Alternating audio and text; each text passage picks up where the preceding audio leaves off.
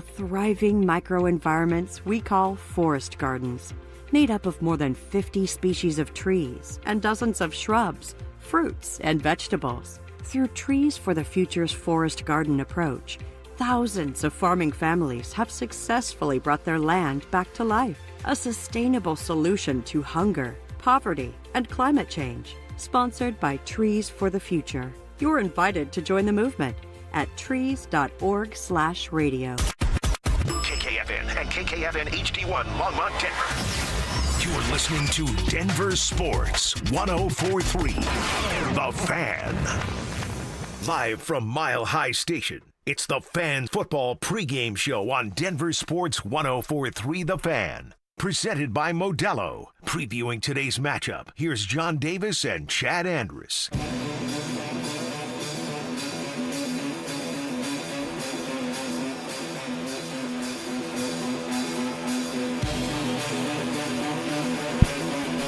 All right, we are down here at Mile High Station for the 9th time this year, and it's going to at least be one more, hopefully 2 more times, Chad. The Denver Broncos, I've started it off the same way the past 2 weeks. I'm going to start it off the same way. Can you believe that we're in this position? I did not see it at the beginning of the year. Week 17, Broncos playing not for the AFC West, but for the number 1 seed in the playoffs. I can't. They've, overachieved, in my opinion. They've exceeded my expectations for the year. I know there were a couple guys at the station and, on our outlets that picked a 13-4. I don't think anybody picked a 14-3 season, which, by all accounts, it looks like we are headed that way with the way the Chargers are approaching the game today and the meaning it has for the Broncos. So wildly exceeding my expectations, and now the expectations have been elevated and they've changed. I expect to be here not only for the next 2 hours, but 2 more times for the remainder of the season. Yeah, so do I. It was Will and Cecil had them at 13 wins. They've been victory lapping. If the Broncos win today, I think we should tell them they were wrong at 13 wins. 100%. You guys don't know what you're talking about. You guys need to be quiet because you got it wrong. No, I'm with you on that. With new information comes new expectations, new predict. I expect the Broncos to be in a Super Bowl. I think right now anything less than a Super Bowl would mean they've now underachieved based on where they were at. And I agree with that, and I said this on Dan Jacobs' show yesterday, that I fully expected, with everything on the table in front of them playing home games, the Broncos and the 49ers should play in the Super Bowl. We saw what happened last night. The 49ers choked. Kyle Shanahan and company put up 3 points at home when they had an opportunity to play 5 straight home games to win the Super Bowl, and they gagged. They puked all over themselves. The Broncos cannot do the same thing. So what I said yesterday, obviously, is not going to come to fruition because the 49ers gagged it up again. The Broncos cannot do that today. And it's a possibility. It could happen today. We talked about it in Crosstalk. It's something you and I have talked about quite a bit since we started the pre-games. Most NFL games are close, no matter who's playing on each side. And it's not the NFL, but I'm going to give you an example. The Denver Nuggets, missing 14 of their players, are winning or losing by 5. These guys are still professional athletes. These guys still go out and play. Somebody has to score. Somebody has to catch the passes. Somebody has to play defense. You have a really good coach on the other side, a coach that, while he's resting his star quarterback, would still love to go out there and win this game today. So the Chargers guys are going to go out there. There's familiarity. This isn't just going to be easy because Herbert's not playing. To me, you and I think, are right here. Go out and get the win. It looks how it looks. We'd like it to look great, but this team wins close regardless if it's Justin Fields or Patrick Mahomes on the other side. Go out, get the win, get the bye, get the 1 seed. Yeah, it could be ugly. It could be 2-0, 3-0. As long as they win, you can worry about that for 2 weeks for how it looks and what they need to fix. But they then have 2 weeks to figure out how to look better and to prepare for the next opponent. I've said it from the start. What were we? We're week 3 this season where I came down here and I said, you guys got to give up worrying about how this looks. I don't care how it looks, just win games. And lo and behold, here they are, opportunity to probably ratchet up number 14 of those this year, and only 2 of them have looked really pretty. That's exactly right. Dallas, and what was the other one? Cincinnati. Those are the 2. And that's, to your point, it's something you brought up, and I'm there with you. Look, playing within the trenches is a style.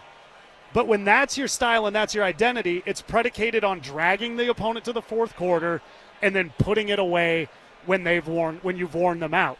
That's how this style works. This isn't Welker, Decker, Demarius, Julius, Peyton, to where you just score 55 and who cares what they score. This is a style that is predicated on making it ugly and then putting them away late because they have nothing left. That's how it's going to kind of continue who they play. And as long as that's established and as long as the Broncos know how to win that way, I'm fine with whatever the final score is. And it's different than teams that do it at any other level of football. If you talk about pro or high school or college, junior college, whatever you want to talk about, because the talent gap doesn't exist. Right. So if you look at this in college or high school, teams that play that way, you could still end up with 38-3 games because they're just physically dominant and overpowering. You don't get that in the NFL, even with backups playing, because the talent gap is not that wide. And when you talk about NFL games largely being within one score, even the games that aren't, even the games like Jacksonville, who came in here and kicked the Broncos' butt, we pointed to 2 or 3 plays that completely changed the direction of that game and make it a one-score game in the fourth quarter. It is the smallest margin of error in pro sports is the NFL, right? You can make an argument maybe the NBA because of the difference a star player makes and that margin of error with 1 or 2 plays because they can make a shot or they can do something nobody else can do. Very similar in the NFL. The Chargers have experienced a culture shift just as significant as the Broncos have with their coaching change. They're just 1 year behind. But Jim Harbaugh's teams don't lay down. They play hard. They play physical. They try to win the point of attack. And he's brought his defensive coordinator with him from Michigan and Jesse Minter, and we've heard that name over and over again since Michigan got good with Harbaugh and now with the Chargers. They hit hard, they tackle, and they play physical. I don't expect that to change because Khalil Mack's not in the game. Right? Derwin James is still going to be out there. They're still going to have guys out there. They're still going to be in position to make plays. They're not going to be out of position when they're coached by this staff. And to that point, look, Justin Herbert, you and I agree he's brilliant.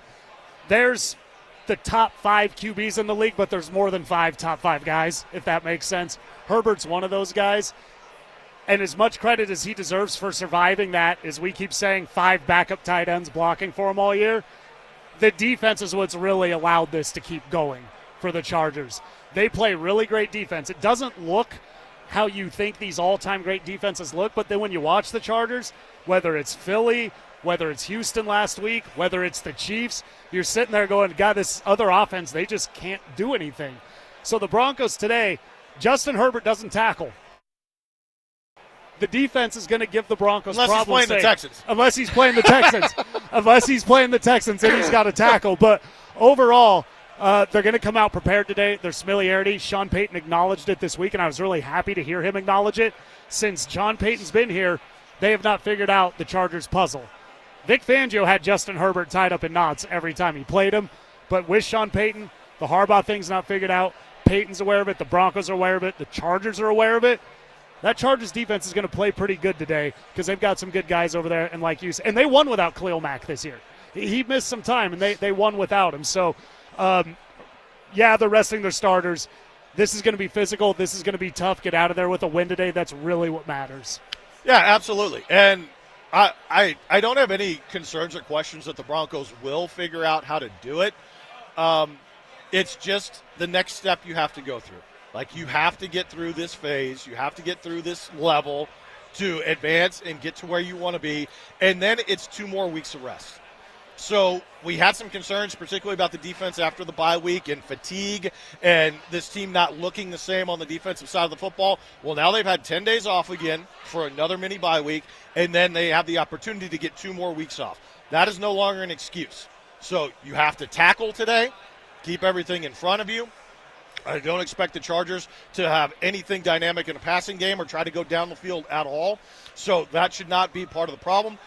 If you can prove that you can match their physicality with your offensive line, with your blocking schemes, sticking with your jumbo, your 2 tight end sets, run the football effectively, sustain drives, control the clock and time of possession, you should methodically win this game the way you've won 13 others. That's one thing I'm going to want to get into throughout the show is we've seen it against Vegas. We've seen it against the Chiefs. Let's see the jumbo. Let's see the clock-chewing offense. Let's see the wear down the defense, because that plays into my next point. If you have the 1 seed, you play at elevation. You can really have these guys huffing and puffing. You go back to that Giants, that massive comeback. Those guys could not breathe on the sideline that day. So with that, I lead into it. I kind of know where you're at with this, because I think you're where I'm at. If the Broncos are going to get to the Super Bowl, win the Super Bowl, they have to get the number 1 seed. 100%. I've been saying it for a month. I don't think they can do it from a wild card spot. One, because they'll be going on the road, but they would have to win 3 games. When you automatically get a game in hand and you're just sitting and waiting to play at home, this is exactly what I said. Again, yesterday, where the 49ers came up short once again, you should not lose home games. Period. End of story. If you have home field in the playoffs, you should not lose. And this is, the ding on Aaron Rodgers' legacy, because he did it repeatedly as a number 1 seed. Back even to Brett Favre, losing home games as a playoff, top seed or 2nd seed. You cannot lose home games, and the Broncos have an opportunity to put themselves in the catbird seat today to play 2 here where nobody should want to come play.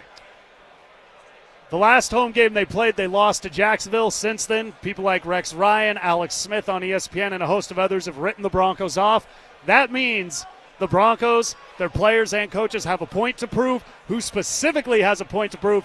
We do that next on the Fan Football Pregame Show. Follow us on YouTube, Instagram, and TikTok at Denver Sports 1043 to stay up to date on all your local teams. Denver Sports 1043. The Fan. Peyton Manning here. Throughout my football career, staying healthy was a big priority, but bumps, bruises, and injuries were part of the game. And for me, it's not just the clinical excellence and expertise that sets a medical team apart. It's also the compassion, kindness, and empathy they show. At Common Spirit Health, healing is quality care and human kindness. And my friends at Common Spirit are teaming up with their partners to spread human kindness and create healthy communities. Common Spirit Health. Hello, human kindness.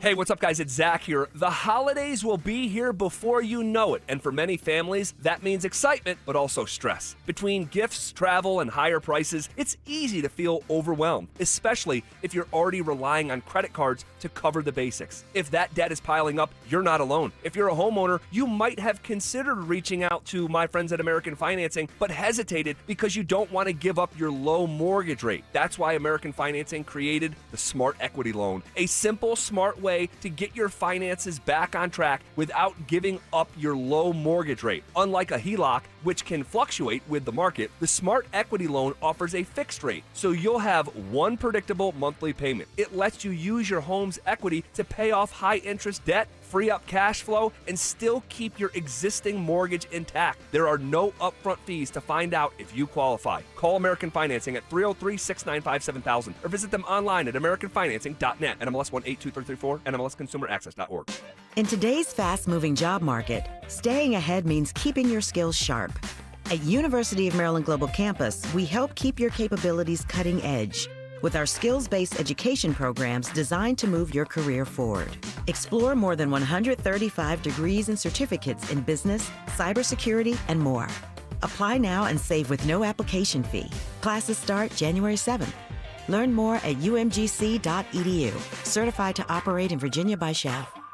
Taxes was feeling so stuck. Sitting in traffic, squeezing into a parking spot, all to squeeze in getting tax help during your lunch break. Now Taxes is a TurboTax expert who does your taxes for you, while you go about your day getting real-time notifications about their progress and the most money back guaranteed. Now this is Taxes. Intuit TurboTax. See guarantee details at turbotax.com/guarantees. Only available with TurboTax experts. Real-time updates only in iOS mobile app. Mike Evans here for Copperhead Plumbing. Your home doesn't have to flood before you know there's a problem. With the Mow and Flow Smart Water Shutoff System, you can monitor your home's water usage in real time right from your phone. You'll get notified the moment a leak starts. Trust Copperhead Plumbing for professional installation. Ask about installing a Mow and Flow system today. Copperhead Plumbing, built to last. Call us once, you'll forget the past. Copperhead Plumbing. They plumb different. They plumb custom.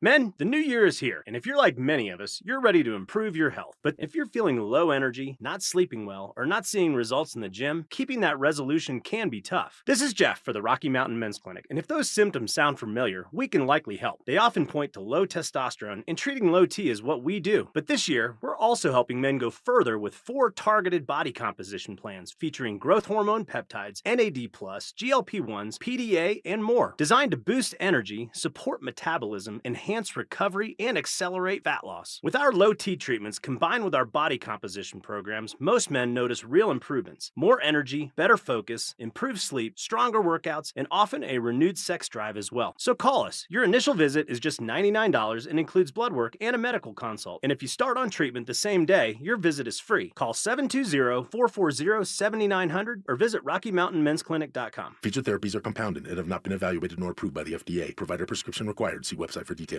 Live from Mile High Station, it's the Fan Football Pregame Show on Denver Sports 104.3 The Fan. Presented by Modelo. Previewing today's matchup, here's John Davis and Chad Andrus. It's time to skate your case. More of me and less of you. My takes are better than yours. So speak your truth. You can't handle the truth. And prove your point. It's not what you know, it's what you can prove. Here's John Davis and Chad Andrus with their points to prove.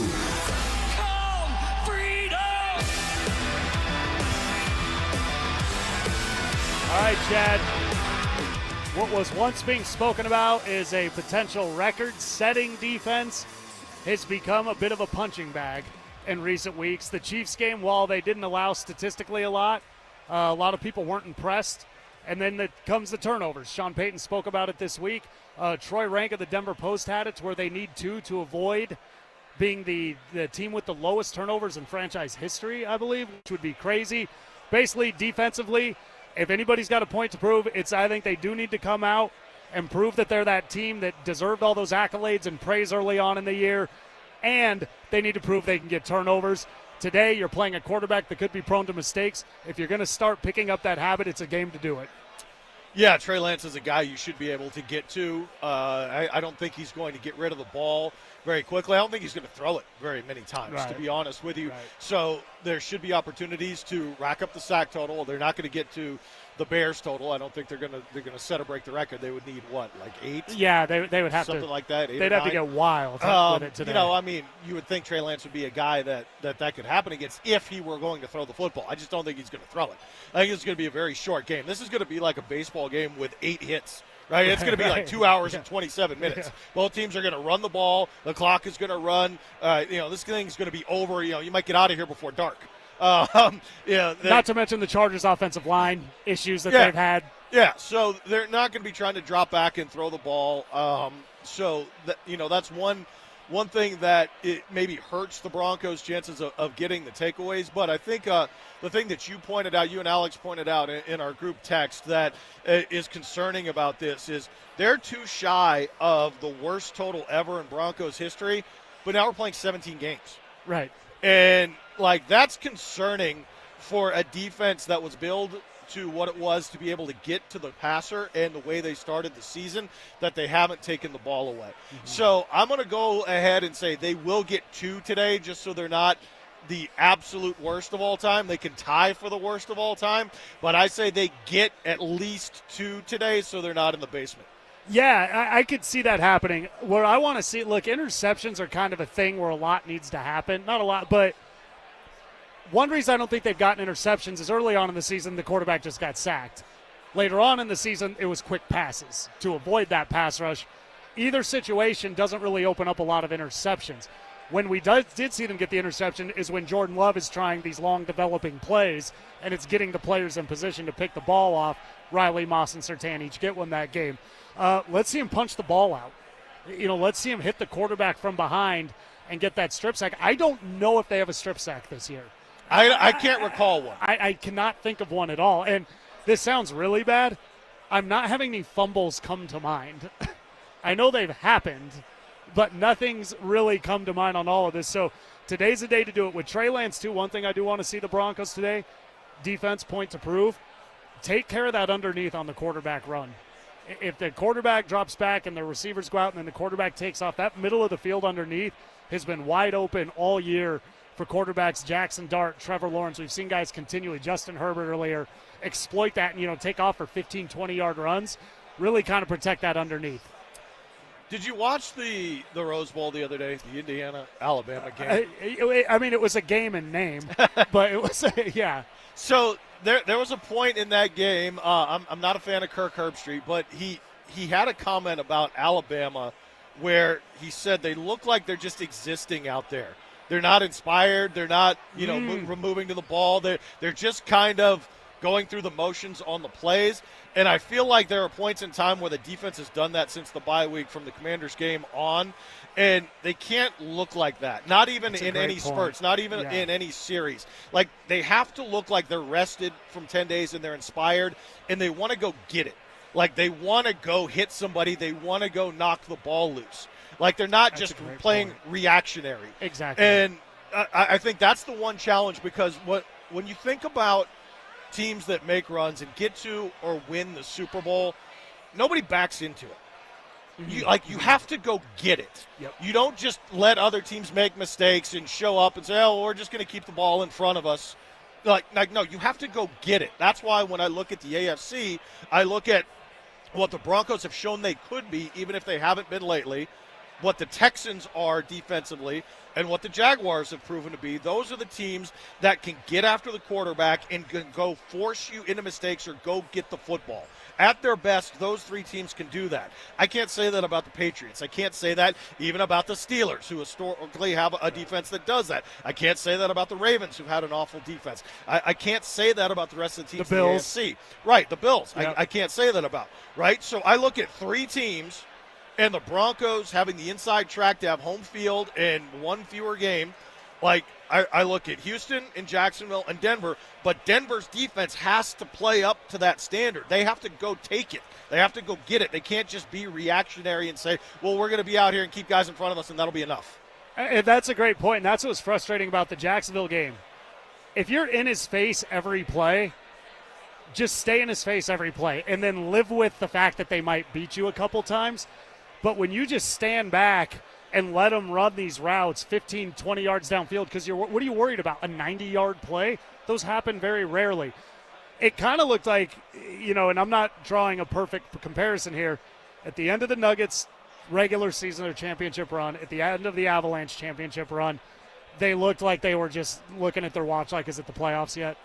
And this team's not the quality I think those teams were, but the visual was kind of one of those, like, they'd kind of had it with the regular season, and they just want to stand around and do what they have to do to win. Let's go out there and see that aggressiveness. The Patriots, I bring them up all the time because they dominated for 2 decades. They took it. While everybody else was worried about their stats and the win column, the Patriots just waited for you to give them something, and they went and took it, and they went to 9 Super Bowls doing so. And I think the one thing that is different than what you're pointing out when you say the Broncos aren't maybe in the position the Avalanche or the Nuggets were, where they were waiting for the playoffs to get there. The one thing that's different relates back to that point that was made about Alabama in the Rose Bowl. It's a point that I think people have wisely made about why is Indiana football suddenly good. Right. You have to tackle. Yeah. And that's the thing they did not do in the Jacksonville game. They went through the motions. They arm tackled. They were, half-assing it on defense. And when you watch teams that are going to get it and are ready, the way the Houston Texans are playing in their big games, the way Jacksonville came in here and played, they go and hit you and you go down. You're not getting yards after catch. You're not getting yards after contact. You have to make sure it counts, and those are the small details where if the Broncos were tired before and just trying to wait to get to the games that count in the playoffs, well, you've had 10 days off. So being tired is no longer an excuse. So go out there, hit somebody, wrap up, tackle. Don't allow those big plays to happen because you were lazy or you were tired. And also, enough of this smacking the ground to show everybody you're frustrated by the fact that you just got beat. Riley Moss, Alex Singh, guys, stop doing that. I hate it. Real quick, a stat was floating around this week. Trevor Lawrence has had 45 drops this year. Bo Nix has had 42. Wide receivers catch the ball. I don't know how they arrive at that. Maybe some of the passes are not perfect. But when Bo Nix gives you that, those are the type of we talk about games coming down to 1 or 2 plays. That can be a drop. That could be a touchdown that now becomes a field goal because you dropped it. Right now, whatever's happened. You guys have to catch the ball. Zach Bye had it this week. Marvin Mims has the best catch rate. I've been calling for it for weeks. Throw him the ball, play him a straight-up second as a second wide receiver. But overall, as a unit, catch the football. Man, I hear what you're putting down. It's hard for me to think it's ever going to happen when it hasn't happened yet. Right. We saw a glimpse midway through the season last year and thought maybe the corner had been turned and Sean Payton had figured out how to use Marvin Mims. And then this year we're back to square one, and he uses him like a gadget guy. There's no snaps, there's no plays. Look, I am of the opinion, and I've said this a year ago, been on record saying this. There is no reason to me why Marvin Mims cannot be as effective as Zay Flowers. I think they are the same type of player. I think they can be effective in the same ways. And Zay Flowers at times, including against the Broncos, has dominated football games. And I think Marvin Mims has the same capabilities, and we go game after game after game after game, and he's just absent. He's just not a part of it. And the one game they had to do it was the Giants game, and he was a big difference. I'm with you on that. To go back, I'm with the turnovers you're with Marvin Mims. It is who they are. They don't get turnovers. And to just say, go get turnovers is not as easily said than done. So it kind of is who they are at that point. But, yeah, a lot of points to prove. Nobody believes in the Broncos. That might be better for it to be that way. Big game against the Chargers. Number 1 seed on the line. We are down here at Mile High Station for the Fan Football Pregame Show. We go behind enemy lines with Chris Hayrie of CBS LA, and we do that next. Since 1985, Poppy's has been South Denver's neighborhood gathering place where familiar faces, great meals, and hospitality come together. Craving tender, slow-roasted prime rib? That's the house specialty, and we've got it every night. Looking to unwind? Stop in for happy hour from 2 to 6 for unbeatable drink and appetizer specials. And don't miss our weekend brunch served every Saturday and Sunday. Come see what Denver has known for years. Poppy's is the place to meet. They said if I got drunk, if I did coke, I'd be one of the guys. They said meth would help me get through my exams. They said synthetic drugs would give me a safe high. They said sniffing glue was no big deal. Totally safe. I could party all night. It would help me forget my problems. He said he'd love me forever if I smoked crack with him. They said I wouldn't get hooked after the first hit. They said weed wouldn't lead to harder drugs. They lied. They lied. They lied. He lied. Find out the truth about drugs. Drugfreeworld.org. Drugfreeworld.org. Hey, the cold weather is here. Stoke here from my friends at ROX Rocks Heating and Air. Has another company told you that you need a new furnace? Time to throw in the challenge flag. Rocks Heating and Air offers no obligation, free second opinions. And don't forget about heat pump rebates. They've never been better. Up to $13,500 only at ROX Rocks Heating and Air. Now play that jingle.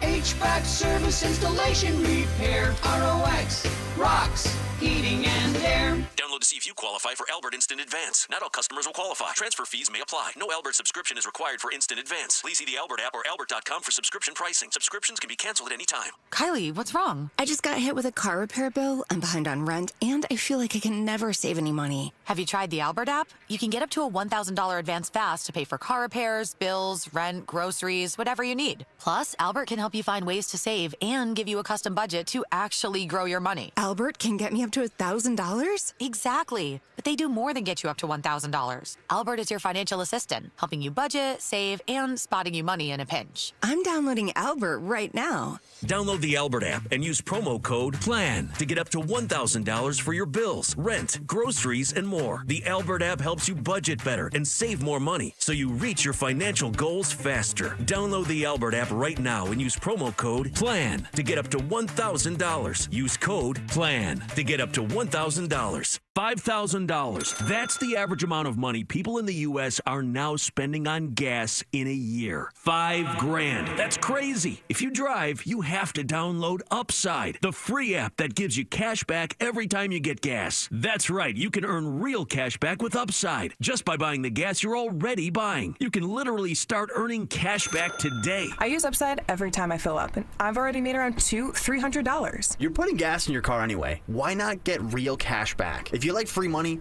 download Upside. I'm saving the cash I earn from using Upside to help pay for a vacation later this year. Download the free Upside app now to earn cash back every time you buy gas. Use promo code HEAT to get an extra 25 cents per gallon on your first tank. You can cash out anytime right to your bank, PayPal, or a gift card for Amazon and other brands. Just download the free Upside app and use promo code HEAT for a 25 cents per gallon bonus on your first tank. That's code HEAT for a 25 cents per gallon bonus.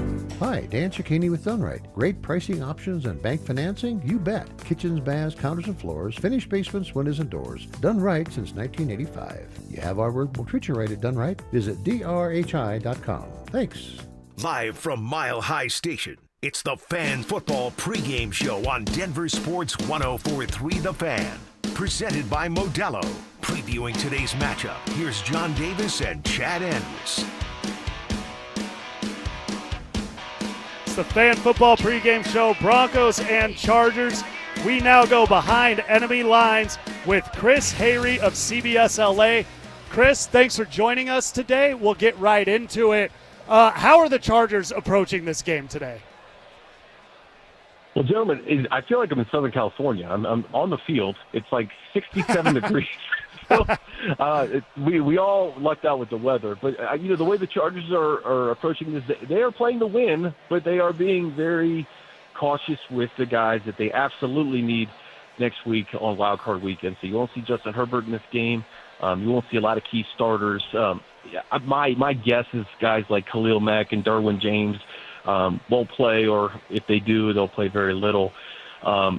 So, you're playing to win. You have a guy in Trey Lance who had a really good preseason, was the number 3 overall pick in 2021 for a reason. So he's a good player. And, although it's a majority of second and third string guys, they're going to go out there and they're going to play really hard for Trey Lance. Well, Chris, welcome to Colorado. It is the new California, and our real estate prices and our allergies and our blooming trees in January reflect it. But if you had to venture a guess today, how many times does Trey Lance throw the football? You know what? I think he'll throw quite a bit. He's going to have. Listen, the thing is, you can't sit everybody if you're the Chargers, right? Keenan Allen has some incentives, and Keenan is reliable as they come. Justin Herbert's security blanket for the last 5 of the last 6 years. So I would imagine Keenan would play in that first half. You have Keandre Lambert-Smith, the rookie, who's a speedster. You have Trey Harris, the second-round pick, who's played really, really well. You can't, Quentin and Ladd, maybe those guys don't play, but I imagine that they will try to throw the football a little bit with Trey, and we know what he can do with his legs. Jared Patterson would be the running back that I would expect to get a bulk of the carries for the Chargers today. And, if they were going to manufacture some sort of upset, you would have to score early, control the clock, and, maybe get a score on defense or special teams to make it interesting. But I do think that, offensively, they are pretty deep at the wide receiver position at tight end, and, you will see some guys that can certainly make plays. And, Chris, it's Chad and I here, we've been really high on the Chargers all year, and a lot of that has to do with Justin Herbert. And I know he's not playing today, but maybe one of the most impressive things that's happened in the NFL this year is the success Herbert's had in kind of a funny thing we've been saying about it is he's been doing it with 5 backup tight ends at offensive line all year. How have they continued to be able to get it done when most other teams probably would have collapsed given that injury situation? I tell you what, man, it blows my mind each and every week, all the attrition that they've had across the offensive line. To lose 2 Pro Bowl All-Pro tackles in Joe Alt and Rashawn Slater. It's not just starters. I mean, those are guys who are legitimately the best tackle combo in the NFL. To have Rashawn go down in July, to have Alt go down a couple of times in the season, and then for good against the Titans middle of the year. So many different offensive line combinations, yet this guy finds a way to will this team to victories. And for this team to get 11 wins with all the issues they've had across the offensive line. I kind of joked last week, maybe we should change the metrics for MVP because Justin certainly won't win it. But if you look at some of the plays that he's made throughout the course of this 2025 season, you can't help but just marvel at just what he's doing under center. And I know he's excited to get to next week. right, when it really counts, and hopefully get a playoff win and then some. But yeah, Justin's been remarkable this year, and with that non-throwing hand, it's probably the wisest move to rest him today and get him ready for January. Chris, historically, if you're an AFC team and you say your path is to go to New England, and if you win, then go to Denver, it's a death march, and nobody's getting through that. But why can it be successful for the Chargers? Well, I guess you could make the argument. The thing is, everyone's asked, like, who do you want the Chargers to play? Or who should the Chargers want in the playoffs? And my answer is, it doesn't matter, because it's you're gonna have to get through any of these teams anyway, right? So, with New England, I look at, they don't have the pass rush that Denver, Houston, and Jacksonville has, and that's been the Achilles heel of this offensive line. So, if you were to pick, and by no stretch is it going to be an easy game against Drake May, who's probably going to be the MVP of the league, to go up into a hostile environment like that. But for them to be able to go to New England, I would give Justin Herbert a shot against anybody, and then to come back here a couple of weeks later, you guys know this rivalry. I mean, there's no surprises on either side. Nothing would surprise me in a divisional game between the Broncos and the Chargers. So I guess you see how the next couple of weeks play out. But I do think having some of these guys rested today will benefit them greatly next week if they do go to New England, in fact. And even if it's Jacksonville, these guys are playing their starters today, and it's just it's an opportunity for the Bolts to maybe get a little bit more well-rested before Wild Card Weekend. We are talking to Chris Hayrie of CBS LA about the Broncos and Chargers, and obviously the game today, but we're all looking forward to the postseason, Chris. We know both teams are headed to the postseason. I think the Chargers are very dangerous. Kind of to your point, I think they're capable of going in to anywhere and winning. You got the coach, you got the quarterback. They're both elite. If the Chargers are going to get tripped up in the postseason, what do you think could be something that could get in the way and hinder their chances of going all the way? Well, it's what we talked about earlier. It's just the protecting Justin Herbert. If he can't sit back there and make plays in the passing game and is running for his life every single game, that it's going to be very difficult. I do think the formula for this team down the stretch, and the formula going forward in the playoffs, is to play elite defense and have Justin Herbert make 2 to 3 superhero plays per game. And then you sprinkle in the fact that Amarian Hampton should be ready to go for the playoffs too, who will not play in this game. So you have a running game with Amarian. You have a quarterback who is capable of turning something out of nothing, and a defense that has taken the ball away and has been really, really good down the stretch after the bye. So that would be the formula. If they do get tripped up, it would probably be because Herbert doesn't have enough protection. That was also the formula when Jim Harbaugh won at Michigan, and Jesse Minter was with him there. Why do you think Minter has had such success in the division, and particularly against Sean Payton, who has given other defensive coordinators fits? He's just a remarkable defensive mind, and you could just tell the reverence that guys like Derwin James and some of the leaders on this defense have for Jesse Minter. And it was a reason why Jim Harbaugh probably took his job knowing that, hey, if I don't have Jesse Minter as my defensive coordinator, probably I don't know if I'll do it. Obviously he probably would have gone anyway, but Jesse Minter was his number one choice to be the defensive coordinator. And you hear the rumblings about him maybe getting a head coaching job or some interviews at least this offseason. He's just been a really steady presence, and the defense since he got here has just been really steady. They were great last year. When you have playmakers on each level in Thule and Khalil and Deion Henley and Denzel Perryman, and then, of course, Derwin James in the secondary, it makes life a little bit easier, but Jesse does a great job of putting those guys in a position to be successful and really take the football away. And I hope the rest of the NFL's listening and want to hire him away as a head coach so he can get out of the division and the Broncos don't have to deal with him anymore. Just kind of lastly, with this, the Chargers, they're the second team in L.A., and a lot of people say stuff like that. And the Broncos fans and Chiefs fans have always joked playing in SoFi against the Chargers is a second home game. But have you seen kind of a rallying around the Chargers in L.A.? Has the fan base, have they been embraced? Are the fans getting really excited? And maybe that kind of running joke about the Chargers fans is kind of going down a little bit? Well, if you saw the crowd last Saturday against the Houston Texans, man, it was all powder blue. It was the loudest I've ever heard that stadium at a Chargers game. When you have the coach and the quarterback, that makes winning a little bit easier. And I think, I started doing the Chargers Weekly podcast in 2017, their first year in Los Angeles, and to see how far they've come from that small stadium, Dignity Health Sports Park to SoFi, and having Jim Harbaugh as your head coach and Justin Herbert as your quarterback. I always say this. I used to work for the Lakers, and it's a Lakers town, it's a Dodgers town, but there's a slice of the pie for every other team in L.A., and if you win, the slice just gets bigger. And back-to-back 11-win seasons with an opportunity to make some noise in January, I think the fan base will just continue to grow for the Chargers.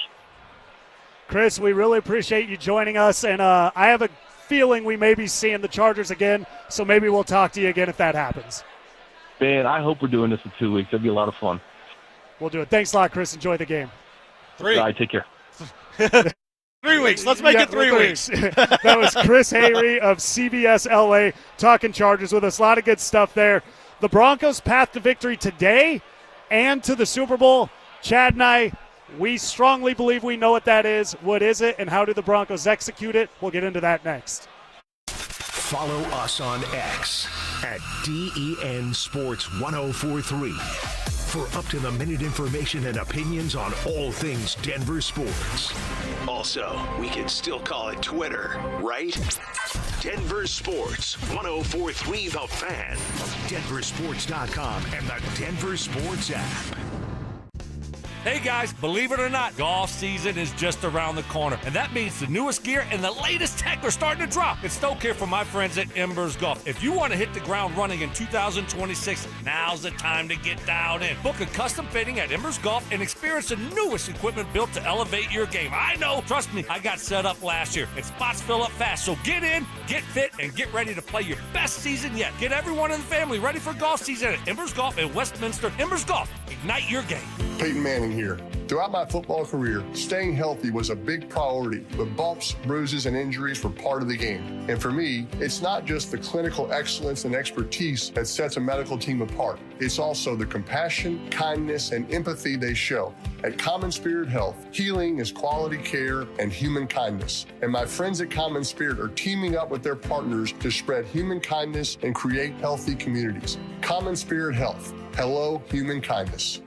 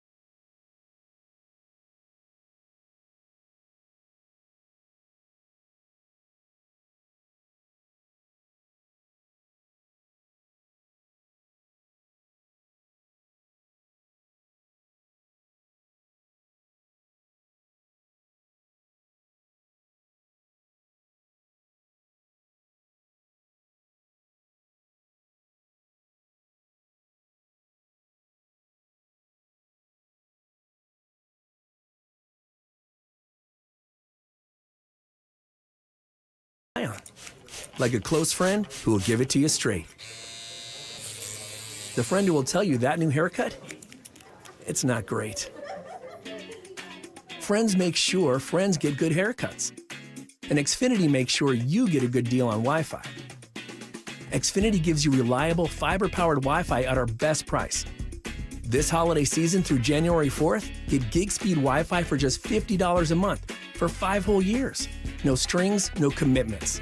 Just super fast, reliable gig speed Wi-Fi with our best equipment and unlimited data included. Save yourself from questionable decisions and save over Verizon and AT&T. Xfinity, imagine that.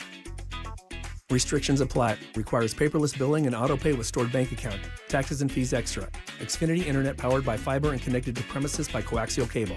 Actual speeds vary. Men, it's the new year, and for many of us, it's a time of deciding to make positive changes in our lives. This is Jeff for the Rocky Mountain Men's Clinic, and if you're suffering with erectile dysfunction and are tired of the frustration and embarrassment ED causes, you should call the Rocky Mountain Men's Clinic today, because there probably isn't a better resolution you can make than to be done with ED. You see, ED doesn't just affect you, it can also affect your partner, even if they don't talk about it. But here's some great news. If you're like most guys, the treatments at the Rocky Mountain Men's Clinic will give you back your sex life, because our protocols have success rates that work in well over 90% of cases. Seriously, you might even find you're performing like you haven't in years. So, make an appointment and get ED out of your life. Your initial visit is only $99 and includes blood work, a medical consult, and if medically advised, a test dose. And if that test dose doesn't work in the office, your visit is free. Call 720-440-7900 or go to RockyMountainMen'sClinic.com. That's RockyMountainMen'sClinic.com. We have 5 offices across the Front Range to serve you. Live from Mile High Station, it's the Fan Football Pregame Show on Denver Sports 104.3 The Fan. Presented by Modelo. Previewing today's matchup, here's John Davis and Chad Andrus. It's the Fan Football Pregame Show at Mile High Station. Something weird today.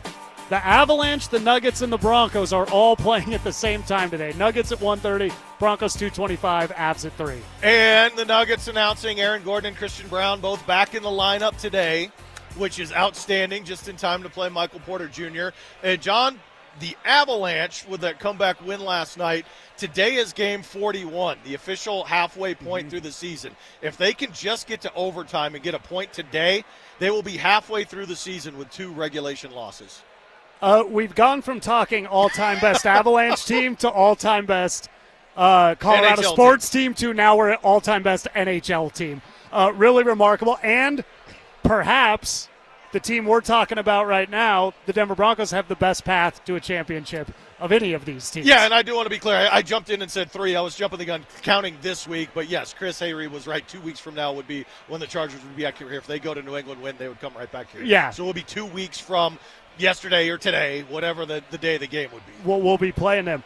Real quick, about this game today. Trey Lance isn't playing. Right now, the Houston Texans, who are as hot as any team in the NFL, are currently winning 23-17 over the Colts, who are playing Riley Leonard at quarterback. One of the Texans' scores came from getting the ball on like the 1. The point I'm making is NFL games are close, divisional games are even closer, and yes, it can happen with a backup or a third-string quarterback. The Texans currently winning, but definitely not all out dominating and running away, getting the style points on the Colts. And the other thing I think to consider is everyone in that Chargers organization understands their path is to be back here in 2 weeks. Yep. Or at some point, right, if they don't win today. So they're not going to just go out there and lay down and say, you're going to walk through us. They're going to say, you're going to have to see us again, and it's going to be a fight, and you're going to know it's going to be a fight. And you better use those 2 weeks to rest up because we're going to come and we're going to hit you today. Right? That's what's going to happen with the guys that are on the field. That is a cultural mindset that is shifted for the Chargers. They are not the old, soft Brandon Staley Chargers that are going to charger themselves every time. They're going to go out, and they're going to compete, and they're going to hit hard, and they're going to fight regardless of who is on the field. It's basically identical to Sean Payton coming into Denver and saying, all right, this is how we're doing it, and every player goes, we believe you. And everybody's bought in Denver, everybody's bought in L.A. It reminds me of 2013. The Chargers beat the Broncos actually late in that year, but the Chargers went on the road, beat Cincinnati, Andy Dalton, A.J. Green. Division round in wild card week came to Denver, as Denver was the 1 seed and played in the divisional round. So I would not be surprised if this Chargers team can go beat New England in a few weeks. But if the Broncos do what they need to do, they should be able to beat anybody. With this offense, inexplicably, Sean Payton against the Raiders a few weeks ago decided to run the offense you've been calling for. You've even got merchandise and a shirt that says it about running the ball. We saw it again Thursday night against Kansas City. It was a really great game plan from Sean Payton that night. Let's see it again, because this is the way the Broncos are going to get to the Super Bowl. Controlling the line of scrimmage, shortening the game, lessening opportunities for the opposing team, dragging them to the fourth quarter, tiring them out, ultimately putting them away. It's playing to the strengths of your roster. It's leaning on your offensive line. It's giving Bo Nix more time to throw than any other quarterback has had in the NFL. It's leveraging what you are good at.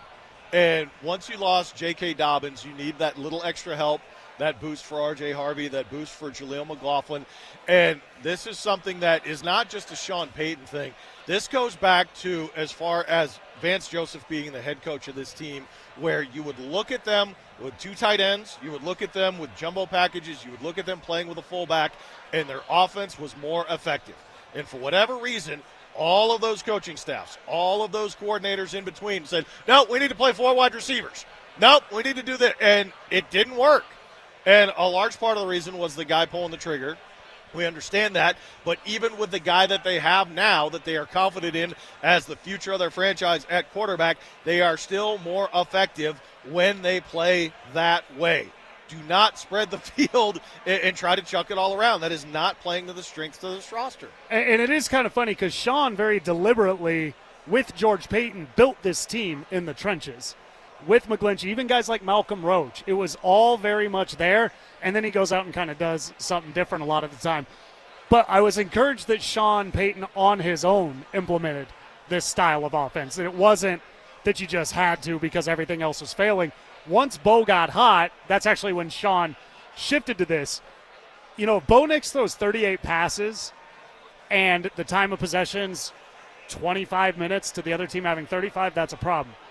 If he throws 35, 38 passes, but you had the ball for 40 minutes, that's a lot different because you just had the ball so much that you were able to run it and you had opportunities to keep throwing the ball. I like that Sean got away from the deep ball and everything, but really that time of possession, that's where they're going to get it. And I think we've seen enough out of R.J. Harvey and specifically Jaleel McLaughlin, who's becoming rather effective running the ball. It's there. We know it can work. Do we trust Sean Payton to continue to do this? And I think that's a big question we're all going to have.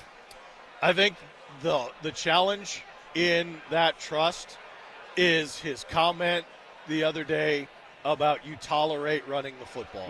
After the Jags game? No, it was after the Chiefs game. It was after the Chiefs game. It was after the Chiefs game with the way they were playing and the way the defense was setting up against him. When he used the word tolerate, it was a clear indication it is not his preference. He does not like playing that way. He would rather throw the ball. He would rather shine with his quarterback being in the spotlight and him being proven right about all the things that he said and predicted and projected for his quarterback. He would like to have that attention and that glory and that gratification. And it's just the way he prefers to call an offense and play the game.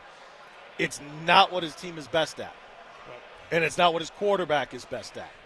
So if the challenge for the Broncos, and not necessarily today, but potentially in a playoff situation, is what happens if they get down by 10 or 13 or 14 points. Because then he's going to want to play catch-up right away. He does not have patience to play the long game the way the team has played the long game over the course of the season to get to this point.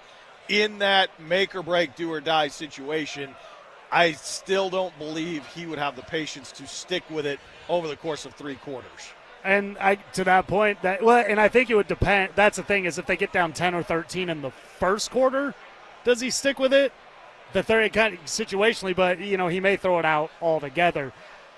And that's kind of thing. With Sean Payton, I'm thinking he's thinking I could be the first head coach to win 2 Super Bowls with 2 different teams. Other guys have gotten there with 2 different teams. Nobody's won it with 2 different teams. I'm hoping he's recognizing this is my path. This is, if I want to be this glory, because that will make me look like a genius more than anything else. Because if Sean Payton wins a Super Bowl with the Broncos, it won't just be 2 franchises.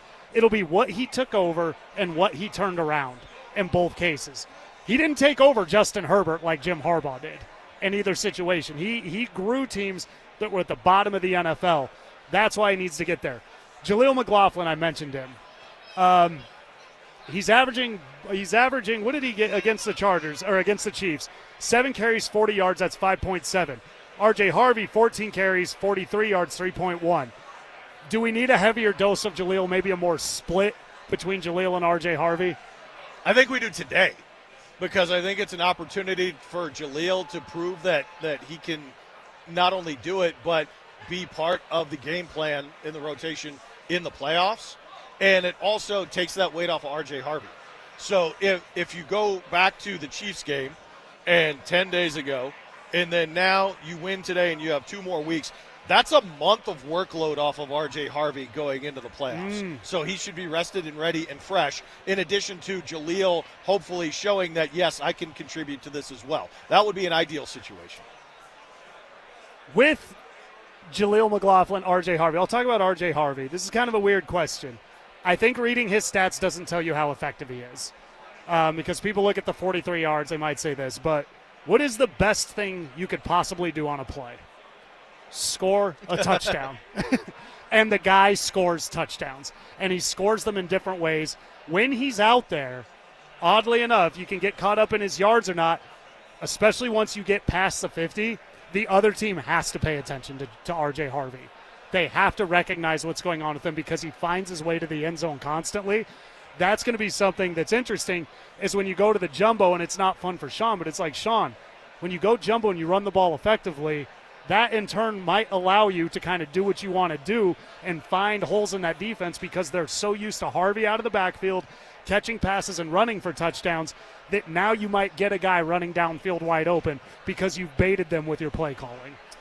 Yeah, I don't have any complaints about R.J. Harvey. I'm not in love with the production he's had. Like, if I had to ask you today, looking at a guy sitting right here in a Phillip Lindsay jersey, and if you were going into the playoffs, would you be more confident in having R.J. Harvey right now or prime Phillip Lindsay as a Bronco, as a player? Who would you rather have? Well, I mean, Phillip Lindsay, he's a back-to-back 1,000. I mean, what's next, Clinton Portis? I mean, we can do that. I mean, we could do that all day.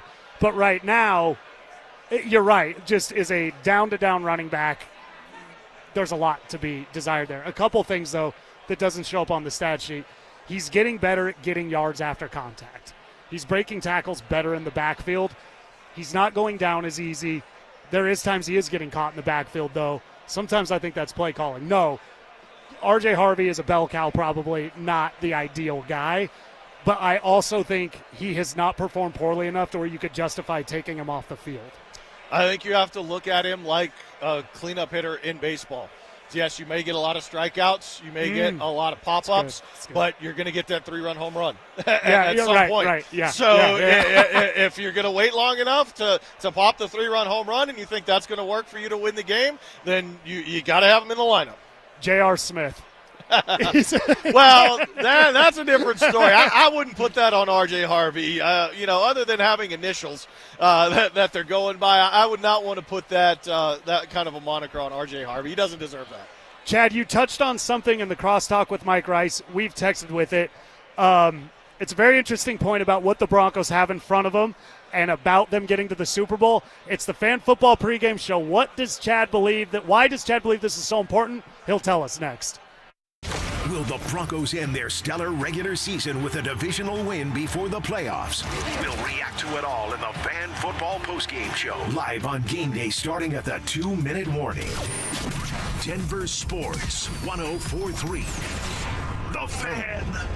Download to see if you qualify for Albert Instant Advance. Not all customers will qualify. Transfer fees may apply. No Albert subscription is required for Instant Advance. Please see the Albert app or albert.com for subscription pricing. Subscriptions can be canceled at any time. Kylie, what's wrong? I just got hit with a car repair bill. I'm behind on rent, and I feel like I can never save any money. Have you tried the Albert app? You can get up to a $1,000 advance fast to pay for car repairs, bills, rent, groceries, whatever you need. Plus, Albert can help you find ways to save and give you a custom budget to actually grow your money. Albert can get me up to $1,000? Exactly. But they do more than get you up to $1,000. Albert is your financial assistant, helping you budget, save, and spotting you money in a pinch. I'm downloading Albert right now. Download the Albert app and use promo code PLAN to get up to $1,000 for your bills, rent, groceries, and more. The Albert app helps you budget better and save more money so you reach your financial goals faster. Download the Albert app right now and use promo code PLAN to get up to $1,000. Use code PLAN to get up to $1,000. Get in the zone, AutoZone. Rain on game day doesn't faze Dave. He's already got his poncho. Just needs to do something about those wipers. So Dave heads to AutoZone. Welcome to AutoZone, where a friendly AutoZoner helps him get premium quiet wipers and some hand warmers. You're all set. Now, if only his team can handle the elements as well as his new wipers. Get wipers, glass cleaner, and more with no hassles, just help at AutoZone. Get in the zone, AutoZone. Taxes was feeling so stuck. Sitting in traffic, squeezing into a parking spot, all to squeeze in getting tax help during your lunch break. Now Taxes is a TurboTax expert who does your taxes for you, while you go about your day getting real-time notifications about their progress and the most money back guaranteed. Now this is Taxes. Intuit TurboTax. See guaranteed details at turbotax.com/guarantees. Only available with TurboTax experts. Real-time updates only in iOS mobile app. Cake Mortgage Corp. Equal Housing Lender. NMLS number 1734623. Licensed in Colorado by the Division of Real Estate. Terms and conditions apply. Are your bills keeping you up at night? Imagine using your home equity for a financial reset that helps you to finally get ahead again. At Cake Mortgage, we get it. Life's expensive. Insurance, groceries, and high-interest credit card debt. That's why we created the Cake Fast Cash Home Equity Program. Turn your home into your ATM without touching your existing mortgage rate. Cake Fast Cash is fast. Many clients close in 2 weeks, so call Cake today and pay down high-interest cards, free up cash, or fund home upgrades, and you only pay for what you use. Cake Mortgage.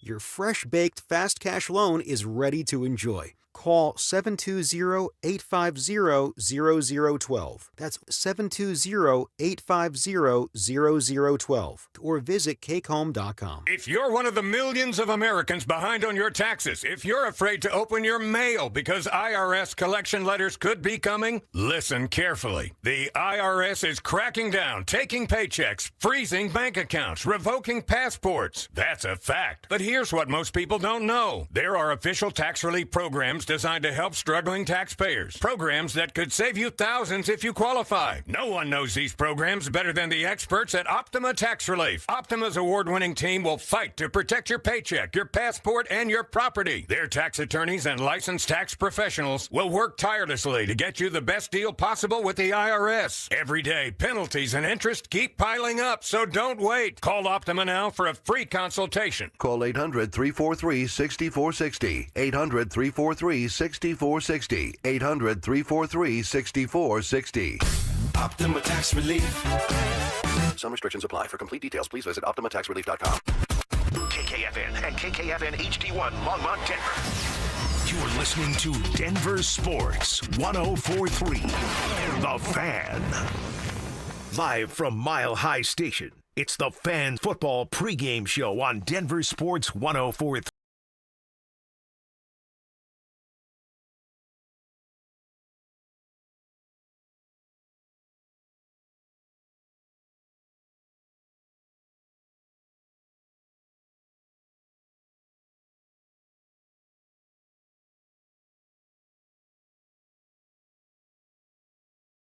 But the Colts kept it close. It could be kept close to the Broncos today. But overall, you made a very interesting point. You and I texting. You said it during crosstalk with Mike Rice. I'm just going to toss it up to you right now. Why is this so important for the Denver Broncos? Obviously, it's the Super Bowl to get to it. But why is this so uniquely important for the Broncos? Yeah, I mean, you can listen to guys like our buddy Mike Evans and talk about how they're ahead of schedule and things like that on the Sean Payton, Bo Nix era and all of that, or Zach Baez say how this is just the beginning for the Broncos. And I understand where they're coming from, and I appreciate their optimism, but it's a bunch of bunk. Josh Allen has been elite in this game for 5 years now, still hasn't been to a Super Bowl. The Detroit Lions look like they were a runaway favorite to win the Super Bowl 2 years ago, are not going to be in the playoffs now. The Green Bay Packers have 35 years of elite franchise quarterback play, and they played in 2 Super Bowls with Brett Favre and Aaron Rodgers. How long have we been waiting for Kyle Shanahan and the 49ers to get it done when they've gotten there and haven't gotten over the hump and had an unbelievable, handed to them on a platter opportunity last night and put up 3 points and choked again? I'll give you one. Story after story after story. The Phillip Rivers Chargers era, the most talented roster year after year after year. Nothing. Like nothing for it. So Lamar Jackson has 2 NFL MVPs, has not been to a Super Bowl. So the examples are countless in the NFL alone right? I had the Chargers as a Super Bowl favorite before the season. They lost both of their tackles. They're probably not going to the Super Bowl. Sorry if you're a Chargers fan listening to this pregame show. This is not your year to do it. It is not your opportunity to take advantage of. You extend this to the Avalanche with winning a Stanley Cup, but then going 3 years without your captain, and how you couldn't get out of the first or the second round without Gabe Landeskog. You extend it to the Nuggets, who blew 2 years of Jamal Murray injuries and 2 more years of Michael Malone and Calvin Booth fighting, and now they've got 5 of their top 6 players injured. Like, the windows are not guaranteed. Just because you have a young quarterback on a rookie contract who is in sync with his head coach, and you've got a healthy roster mostly under contract, it guarantees nothing. I would, if I were going to guarantee you anything, I would almost go out on a limb and guarantee that in the Sean Payton Bo Nix, you're not going to see another 11-game win streak. Oh, right. It's not going to happen again. We've only had it twice in Broncos history. It doesn't have. That's an 11-game win streak is not a thing to count on. It's winning every one-score game you play is not a thing. Look what happened to the Chiefs. Last year they won them all. This year they lost the one-score games. They're out of the playoffs despite being in the Super Bowl over and over again. And that's the point, is right now it's set up. That's why losing to the Ravens with Peyton Manning that first year was so bad. Yep. Because that was the best team. Yep. This may not be the best team that Sean Payton has with the Broncos. This may not be the best version of Bo Nix, but this is quite possibly the best opportunity that they will have together to go get a Super Bowl. The Peyton Manning era is a great example where you had 4 legitimate great swings at it. You got it done once. Right. So take advantage of your opportunity, right? You had everything in place when you had Peyton Manning here in 2 different ways. Offensively dominant, defensively dominant. You managed to get it done one time out of those 4 swings that you had really, really good odds. I understand the optimism and I appreciate it. It's great to feel good about your franchise going forward and how well the ownership has come in and kind of established a new tone and a new culture with the head coach, with the general manager here. And yes, there are plenty of reasons to feel great about this franchise going forward. You're not likely to be in position to be playing at home for the number 1 seed to win 2 games to go to the Super Bowl again with as many things as you have going on in your favor. It is not likely to be this favorable again. And with that, there's certain things out of your control, and why Calvin Booth and Michael Malone deserved to be fired. Boy, you didn't count on Victor Wembanyama coming in to the NBA. You didn't count on the Thunder hitting on every single draft pick you could. You didn't count on Luka going to the Lakers, which may go all out. Mendoza could come into this league. He could go to the you don't know which teams are going to rise up. You don't know what the Chargers are going to be like next year. You don't know how the Chiefs are going to bounce back. Everything's in line. And if people say, who the Raiders coach is going to be. Who the Raiders coach is going to be. And right now I look at it like, well, the Chiefs are out of the playoffs. The Broncos might have an easier path. That's not the Broncos' problem. That's the Chiefs' problem. The Bills' defense isn't any good. That's the Bills' problem. The Texans, dominant defense, can't score in the red zone, can't run the football. The Chargers, they don't have their tackles. The Jaguars, they're great, but there's holes there, and it took a lot of fluky things for them to beat the Broncos by 2 scores. Not saying they suck.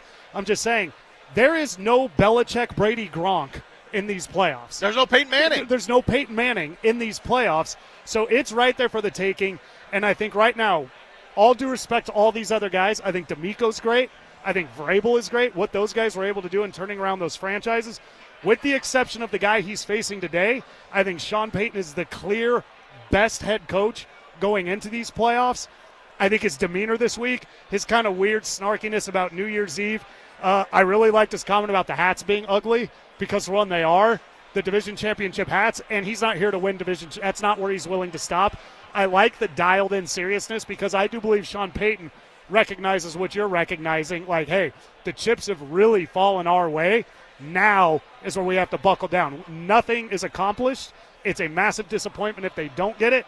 I personally will not look back on this season fondly if they don't get to this. I won't be like, well, that was fun. They were good. They overachieved. I'll be like, what a choke job from this team to not get to the Super Bowl. But I do think Sean Payton recognizes it, and I think he sees it the way you see it. He should.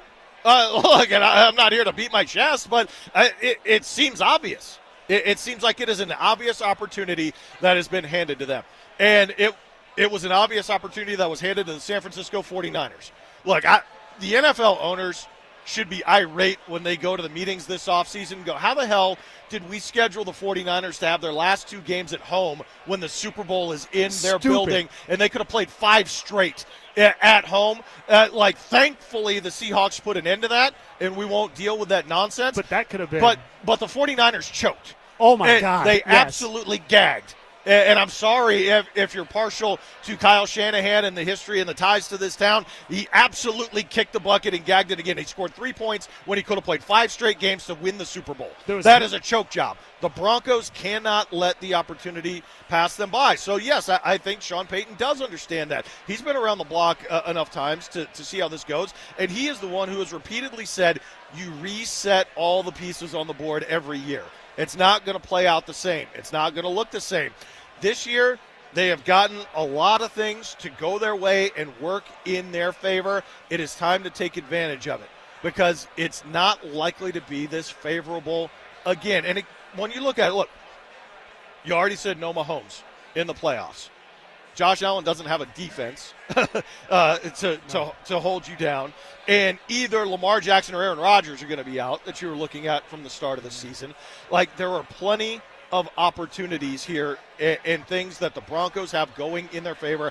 I just don't want them to waste them because as optimistic as you may feel, like you said, if they don't get to the Super Bowl now, you'll look back at it as a failure. The old Zach Bly, 2 things can be true at once. My goal for the Broncos to have a successful season, when last season ended after the Buffalo game, I said from that point forward to take the next step in the Sean Payton, Bo Nix era evolution was be competitive in the divisional round. That should be the next step. But given the way things have fallen, now my expectation is they should play in the Super Bowl. They should play 3 home games, including today, to go to the Super Bowl, and you should not lose home games. Exactly, and that's exactly how I see it. Look, once you get there, it's the Super Bowl. Whatever happens is what happens in the Super Bowl. But there's no excuse to not get there. You did say Sean Payton, best coach in the playoffs. Did you mean AFC or did you mean all the playoffs? Because McVay is still out there. McVay, I would probably have – I think it'd be hard to have anybody above McVay, given kind of the different – he's done it with different teams. He's been to the Super Bowl twice. I'd probably go McVay, Sean Payton, Jim Harbaugh, Kyle Shanahan. I think that's how – No love for Sirianni. Yeah. Hey, he's been to 2. Isn't that crazy? And he's looking real good right now. His resume is better. So, but you can mix up those 4 guys. It's kind of like there's certain guys where whichever one you have, you're probably a Super Bowl contender, just given how well they do. But the Denver Broncos should be in the Super Bowl. If they are not, it is a massive disappointment, and I will look back on this season as an abject failure. So everybody can take that as they want. But it's a Fan Football Pregame Show. Interesting names on the inactives for both the Broncos and the Chargers. Who is not going to be out there today? Bigger name for the Broncos not playing today. We'll do all of that next. Peyton Manning here. Throughout my football career, staying healthy was a big priority, but bumps, bruises, and injuries were part of the game. And for me, it's not just the clinical excellence and expertise that sets a medical team apart. It's also the compassion, kindness, and empathy they show. At Common Spirit Health, healing is quality care and human kindness. And my friends at Common Spirit are teaming up with their partners to spread human kindness and create healthy communities. Common Spirit Health. Hello, human kindness. Never have I ever called my sister from the finish line of my first marathon.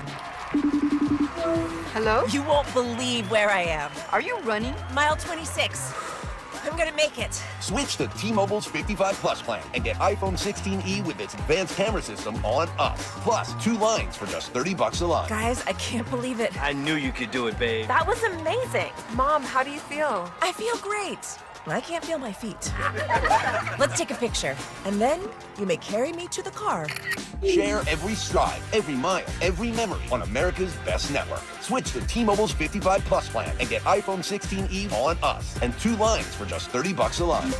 With 24 monthly bill credits and 2 eligible port-ins on Essentials 55 Plus for well-qualified customers with AutoPay plus taxes, fees, and $35 device connection charge. Credits end and balance due if you pay off early or cancel. Contact us. Finance agreement 128 gigabytes, $599.99 required. Best mobile network in the U.S. based on analysis by Ookla of speed test intelligence data 1H 2025. Visit T-Mobile.com.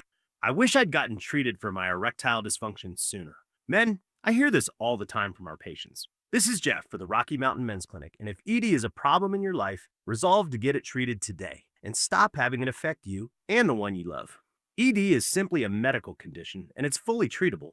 And at the Rocky Mountain Men's Clinic, we have treatments that are effective in well over 90% of cases, which means if you're like most guys, your ED will be a thing of the past. In fact, you could be having great sex within a day or two of your first appointment, and you'll likely find you're performing like you haven't in a long time. It's the new year. Resolve to get your ED treated and change your life. Call us at the Rocky Mountain Men's Clinic. Your initial visit is only $99 and includes blood work, a medical consult, and if medically advised, a test dose. And if that test dose doesn't work in the office, your visit is free. Call 720-440-7900 or go to RockyMountainMen'sClinic.com. We have 5 offices across the Front Range to serve you. Rocky Mountain Men's Clinic, a Promenic restorative health practice. Remember the movie It's a Wonderful Life? The one with Jimmy Stewart, who plays the part of a hometown banker named George Bailey. This is Glenn Jamrod. I'm president of the Alpine Bank family, member FDIC. George Bailey cared about others, about doing the right thing. When times got tough, George Bailey stood by his customers in every way he could. Alpine Bank believes in those same values. We believe that caring about you in good times and in tough times, caring will enable your family, your business, your community, and our nation as a whole to prosper in ways you've never seen before. Alpine Bank believes, we know, that all our futures depend on one thing, caring about one another. Alpine Bank, committed to Colorado and you.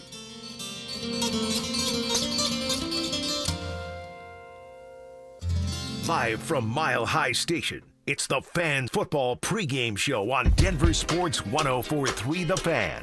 Presented by Modelo. Previewing today's matchup, here's John Davis and Chad Andrus.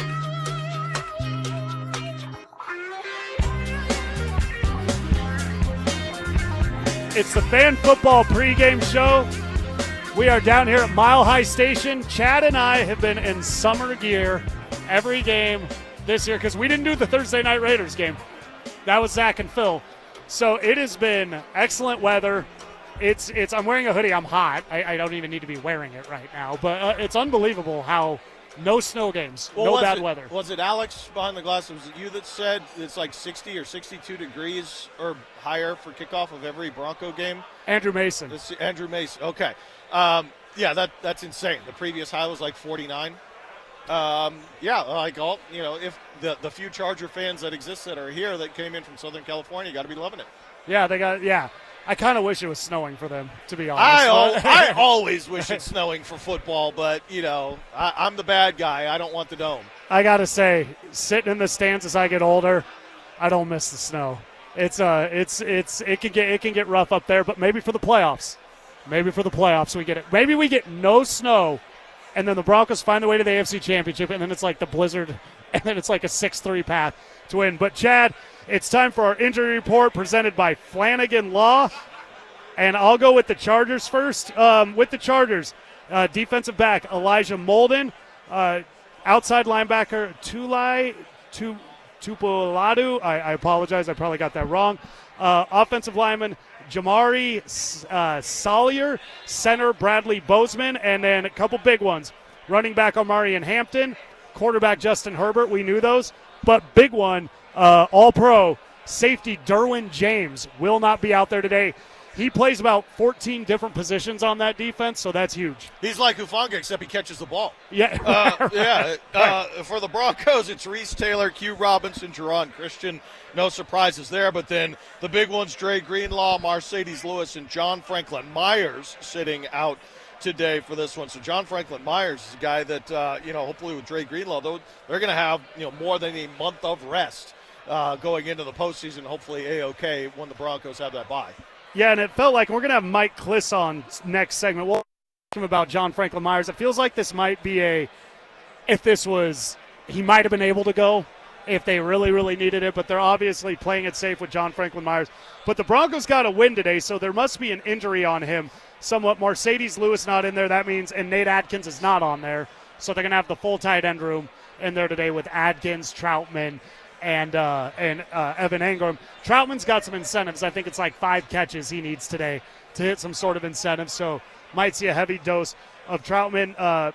Between Greenlaw, ultimately we haven't heard anything real panic mode from the Broncos on this, so it sounds like between Greenlaw and John Franklin Myers, if the Broncos win today and they can get to the divisional round, probably expect both of them to be back by then.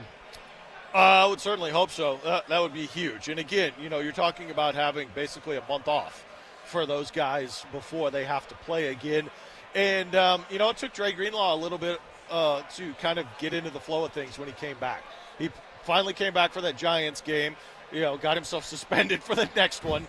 That's the one player I think that could be a huge difference maker in the playoffs that maybe wasn't the difference maker we expected or were counting on during the regular season. Outside of 3 consecutive plays at a goal line stand in Houston, I can't point to a whole lot of things that I loved about Dre Greenlaw this year that were standout, and he was the player I was looking forward to most of making an impact on this team. But it's going to be like a second season for him if he's able to come back in that divisional round, having, again, more rest, like more than a month to come back and try to have an impact. It is interesting because if they do play the Texans again, he had success against the Texans. The Chargers will not have seen Dre Greenlaw this year, so if we play them again, that'll be new for the Chargers. And then, Buffalo, with the way they could do things underneath with Cook and with Josh Allen, he's going to be really important there. So, yeah, Dre Greenlaw, that's one to watch. John Franklin Myers, this is kind of the first we really heard he wouldn't play today. It seemed leading up to this that he would be there. The hope there, obviously, is it's just today, and he's back too, because he's one of those guys that you forget about because everybody else is such big name and so dominant. You forget John Franklin Myers plays a really pivotal role in the success of this defense. And the status report from this week was limited practice, so he didn't sit out. So he was able to be out there a little bit. That would give you an indication that you would think 2 weeks from now he would likely be able to play. A name that's not on the inactives for the Denver Broncos is wide receiver Pat Bryant. I think when we saw him, scary visual when he was carted off against the Jaguars. I did not think we'd see him again this season. I thought it would be playoffs. Pat Bryant's a guy. A lot of the turnaround of the success of this offense this year was predicated on the emergence and the comfortability with Pat Bryant. He's a guy that I don't care. Don't show me 3 catches and say he only caught 3 catches. Timeliness is everything. When he was drafted, something you and I said, if he has 4 catches a game but they're all on 3rd down, then that's great. If he has 4 catches a game and 2 of them are for first downs, that's great. They're going to really need him to kind of become, I don't know if safety blanket's the right word, but kind of become that reliability in this Broncos offense when we see a lot of inconsistency from the other receivers. I'm interested in how much he plays today because I think when you're talking about concussion protocol, when you're cleared and you've had extra time, that you're probably good to go. But the what you mentioned in the way he was carted off the field, it's almost a mental hurdle to overcome of being back out there and getting hit again. And the other thing is little Jordan Humphrey has played well when he's been in the game. So, do you necessarily need to push it with Pat Bryant today? Get him out there for sure, but do you want to put him in harm's way? Do you want to throw, anything over the middle or any potential more hospital balls and have alligator arms or potential to get hit again? That's something I would definitely avoid if you can do that. You don't want to get too cute. You still want to make sure you win the game. But I think little Jordan Humphrey has played well when he's been in the game. So I would certainly not put Pat Bryant at any risk other than getting him out there to get comfortable and reacclimated and not have those second guesses and those second thoughts in his mind when he's out there trying to make a catch. Well, because the plays that they draw up for him where he succeeds is in the line of fire. It's slants, it's through the middle. And Lil Jordan Humphrey, Sean's drawing up 12 plays specifically for his favorite player of all time, Lil Jordan Humphrey. Just overall, we're talking inactives injury report, Chad. This is a team we've had some bad luck with injuries. The Broncos have down the stretch. One of the best things about that Chiefs game is nobody got hurt. They got out of there unscathed. That's the other thing with today. Ultimately, if you win 24-21 but nobody got hurt, massive victory beyond just getting the 1 seed. Yeah, if healthy at home as the 1 seed, you should go to the Super Bowl. Period. Point blank. Yeah. The expectations have changed. The bar has been raised. You win this game today and your starters are healthy, you should go to the Super Bowl. One thing, we're going to have Mike Kliss on here in the next segment, but one thing, there's a player that's been out for most of the year from an injury, for half the year, that has held steadfast that he could make it back. The Broncos said he could make it back for the Super Bowl. If J.K. Dobbins finds his way back on the field at some point, that would be a massive boost for this Denver Broncos team. Oh, undeniably. I thought while he was in the lineup, he was the one player defenses had to game plan for. Not even Courtland Sutton, as well as he played early in the season. I didn't think defenses were lying awake at night going, oh, God, that Bo Nix to Courtland Sutton connection is really going to kill us. If J.K. Dobbins ran for 100 yards, I think everybody knew they were going to be in trouble, and there were a lot of people that couldn't stop him from doing that. And they went in with that goal, and they still couldn't do it. And when the Broncos played the Chargers the first time, they had about 4 minutes of good offense, and that 4 minutes was J.K. Dobbins. And he was the reason the Broncos even were winning that game later. If they can get J.K. Dobbins back, it's a Liz Frank, so J.K. has kind of held the, hey, you're gonna see me, but we'll see, because that's a pretty massive injury. That was our injury report presented by Flanagan Law. Focus on healing. They'll take care of the rest. That's a big one today, Chad. They got to stay healthy, but it's the Fan Football Pregame Show. We are down here at Mile High Station. And today is not going to be the last time we're at Mile High Station, because the Broncos will definitely get one more playoff win, or one more game. They'll get it at home in the playoffs. Hopefully they get a couple more than that. A lot of names on the injury report. Any more info coming out of the Broncos as they head into the playoffs and the game against today with the Chargers. We'll be joined by our 9 News Broncos insider, Mike Kliss, to talk about all of that, and we'll do it next.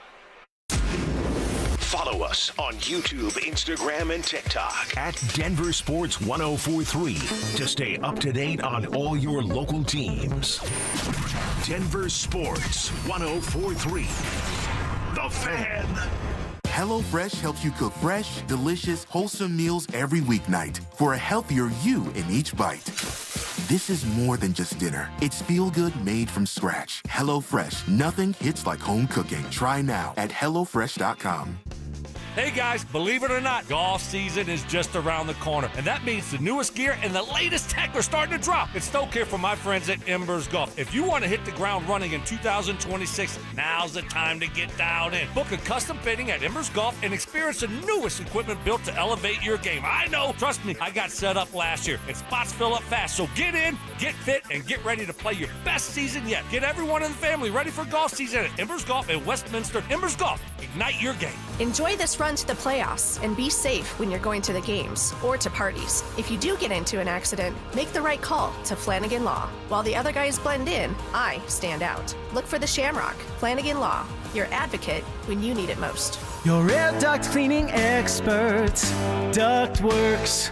Hey guys, feeling cooped up this winter? Mark Schlereth here. You know these Colorado nights can get freezing cold with your furnace running non-stop just to keep things cozy. But here's the thing.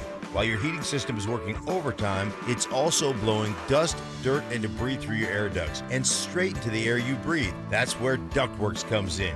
Your trusted air duct cleaning experts. Using a powerful combination of scraping and vacuuming technology, the Ductworks team clears out years of buildup, grime, and other gunk hiding in your ductwork. The results? Cleaner, fresher air, better energy efficiency, and a healthier home or office for you and your family. Don't wait until spring. Breathe easier now with top-rated service from Ductworks. Call them at 303-425-0985 or visit them online today at ductworks.com for a free residential or commercial estimate. 303-425-0985.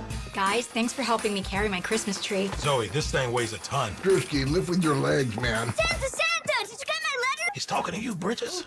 I'm not. Of course he did, right, Santa? You know, my elf Drewski here, he handles the nice list. An elf? I'm 6'3". What everyone wants is iPhone 17. And at T-Mobile, you can get it on them. That center stage front camera is amazing for group selfies. Right, Mrs. Claus?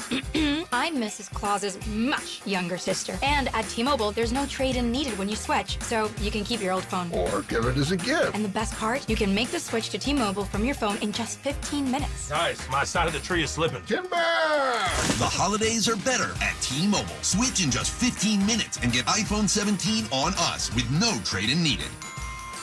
With 24 monthly bill credits for well-qualified customers plus tax and $35 device connection charge. Credits end and balance due if you pay off early or cancel. Finance agreement 256 gigs, $830. Eligible port in a new line. $100 plus a month plan with auto pay plus taxes and fees required. Check out in 15 minutes or less per line. Visit T-Mobile.com. Live from Mile High Station, it's the Fan Football Pregame Show on Denver Sports 104.3 The Fan. Presented by Modelo. Previewing today's matchup, here's John Davis and Chad Andrus. We are down here at Mile High Station getting ready for the Broncos and the Chargers. We are now joined by our 9 News Broncos insider, Mike Kliss, and Mike joins us and is presented by Fitness Gallery. Mike, John Franklin Myers is inactive. We know he was limited against the Chiefs and in practice this week. Ultimately, why did they make the decision to not play John Franklin Myers today? Yeah, he's got a hip issue. It wasn't on the injury report the previous week, but, it was just nothing. They had one walkthrough going into Christmas. and then the warm-ups of the Chiefs, he felt a little discomfort. He played the first half. He played 11 plays, so kind of limited in the first half against the Chiefs, and then didn't play at all in the second half. Everyone kept telling me he was going to be fine for this week. He was limited, listed as questionable, and then ultimately they decided to go ahead and sit him and get him ready for the playoffs. He's an older player, and I don't know if it's I think if it was a playoff game, he would have played. And in a way, it is a playoff game because you basically secure a trip to the second round of the playoffs if you win this one, right? So in a way, it is. But the Chargers are sitting some guys, and they just felt overall they made the decision. It was best for the team if John Franklin Myers rested this game, didn't aggravate it, and would be ready to go for the second round of the playoffs, provided they win today. Mike, Pat Bryant is also set to return. Do you expect a full go for him, or maybe more of a slower return into the mix, as well as little Jordan Humphrey has played? Yeah, I don't know. We'll see about that. I'll be honest, I was surprised he was back out there Wednesday with that, 1 week after the concussion. C.J. Stroud seemed to suffer a similar type concussion. When he took the hit from Abrams' drain against the Broncos earlier, and Stroud missed not only the rest of the Broncos game, but I think 3 or 4 more. And so for Pat Bryant to come back after missing just 1 game, the concussion, they're pretty stringent on that. So, but it must not have been near as bad as it looked as he was getting strapped to a backboard and carted off. Mike, one more name from the Broncos injuries is we're seeing tweets, that J.K. Dobbins has been out on the field. J.K. always felt, that he was going to try to get back this year. And I think when he first got injured, they'd even said if the Broncos make the Super Bowl, J.K. Dobbins might be available for that. Is there any update on him? Is he progressing? Do they maybe expect to have him back? He says that he's going to be back soon. That's what he keeps saying. Watching him walk through the locker room, I'm going to be surprised if he's back. Yeah. So, you're talking Super Bowl you're talking Super Bowl at best. You're not talking AFC Championship. So we'll see. I'm going to be surprised, but I've been surprised before, as I just said with Pat Bryant's injury. But the Liz Frank for a running back, plus I think when Dobbins comes down to it, I don't know with he's a free agent again after this season. I'm not sure. That would be a tough decision. In one sense, you can come back and play the Super Bowl and show everybody you're fine, or you can risk further injury and pretty much be done making paydays in the NFL. So that's going to be a tough decision for him, even if he is ready.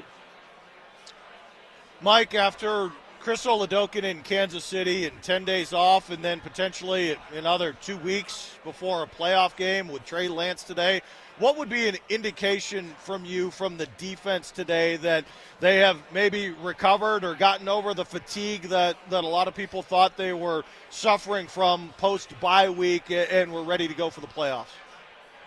Yeah, I don't know if there's anything they can do. Last week against the Chiefs or 10 days ago against the Chiefs, they gave up 13 points. It was a short field, 36 yards for the touchdown after the Bo Nix interception. They limited them to 139 yards, and you're still wondering if the defense is the same as it was before the bye. So they did that. I think the same thing would happen today if they shut down the Chargers. People are still going to say, it wasn't against Justin Herbert, wasn't against Hampton, so, and we'll see who else. I think they got some offensive linemen that are sitting. So they can dominate this game, the defense, and people are still going to wonder if, they're ready to go for the playoffs, as they were the first 10 games of the season. So they just got to win. I know a lot of people are talking about should they blow them out and do they, for confidence and all that kind of stuff. Yeah. The Broncos' 3 Super Bowl winners all played bad in December. The 97 team lost 2 of their last 3. The 98 team lost 2 of their last 3. The 15 team lost 2 of their last 4. And so you can talk about, you got to have momentum, all that kind of stuff. Momentum is the game you play, the first game you play in the playoffs. That's when momentum starts. I don't think anything counts momentum-wise until they kick off that first playoff game. Yeah, Mike, and even the 2013 team dropped a bad Thursday night game to the Chargers late in that year. It does happen late in the year with the Broncos. Sticking with the defense, though, there, Mike, when it comes to Vance Joseph, going back to kind of last season, the Ravens game, and then late in the year, Thursday night with the Chargers, Saturday night against Joe Burrow, and then the Washington game, the Jacksonville game, do you at all have any concerns that when teams adjust to his scheme, this season the case has been quicker passes to avoid the pass rush, that it appears Vance struggles to adapt back and get his defense back on track? Does that concern you at all? No, I mean, again, they dominated the game against the Chiefs last week, and we'll see what they do today. But I think he has adjusted. He's playing more zone. It's more coverage with the fact that the pass rush can't get there as well as they did earlier because of the quick passes that is going on against them. He has adjusted by playing more coverage. And now the one thing about the Broncos that's been mystifying is the lack of takeaways. And I know that's been harped on by Sean Payton here the last couple of weeks. Right now with 12, if they don't get one today, guys, it's the lowest takeaways in any season in Bronco history. And that's counting the 14-game seasons they played from 60 to 78. That's including all the 16-game seasons. They still would have the least takeaways in a Broncos season with 12 if they don't get one today. So let's see if they get a couple off Trey Lance to avoid that dubious distinction. And again, the playoffs are going to be physical. Everybody's going to be playing at very top gear. And that's when I think the final evaluation on Vance Joseph is going to be. He might have some interviews here starting Tuesday. We'll have to wait and see. He can interview as soon as Tuesday. I'm sure he'll interview a time or two this week, and for a head coaching job. And then, he'll be auditioning during the playoffs as far as whether or not he gets a head coaching job. Jesse Minter might be taking some of those interviews too, the Chargers defensive coordinator. Why do you think he's been so successful against Sean's offense? Yeah, he generally plays Vic Fangio type of defense, and which is the two deep and the soft shell and keep everything in front of you. Although last week he's not hot coming into this week because he gave up 2 bombs in the first 5 minutes against the Houston Texans in a game the Chargers absolutely needed to win. And the reason why they're not playing Derwin James and Justin Herbert in this game is because they gave up those 2 long passes right off to the bat to the Texans last week. Otherwise, they'd be playing for the division title and a top 3 seed today. That's not the case because how the defense fell apart early against the Texans. So, but he's good. He's got their defense have been known to be very physical and tough, but keep everything in front of them. They do allow yards. They don't allow points generally. Last week they picked a bad time to go to sleep on the back end. Mike, this is the last week of the season, but thankfully the Broncos had a great season, so this will not be the last pregame show we get to talk to you on. But thanks again for joining us. Enjoy the game, and we'll talk to you in the playoffs. Yeah, we all start working for free come tomorrow. So That's right. That's right. Thanks, Mike. But it'll be fun. It'll be fun. Enjoy the game. That was our 9 News Broncos insider, Mike Kliss, and Mike was presented by Fitness Gallery. Keys to the game next. Peyton Manning here. Throughout my football career, staying healthy was a big priority, but bumps, bruises, and injuries were part of the game. And for me, it's not just the clinical excellence and expertise that sets a medical team apart. It's also the compassion, kindness, and empathy they show. At Common Spirit Health, healing is quality care and human kindness. And my friends at Common Spirit are teaming up with their partners to spread human kindness and create healthy communities. Common Spirit Health. Hello, human kindness. Guys, thanks for helping me carry my Christmas tree. Zoe, this thing weighs a ton. Drewski, lift with your legs, man. Santa! Did you get my letter? He's talking to you, Bridges. I'm not that. Of course he did. Right, Santa? You know, my elf Drewski here, he handles the nice list. An elf? I'm 6'3". What everyone wants is iPhone 17. And at T-Mobile, you can get it on them. That center stage front camera is amazing for group selfies. Right, Mrs. Claus?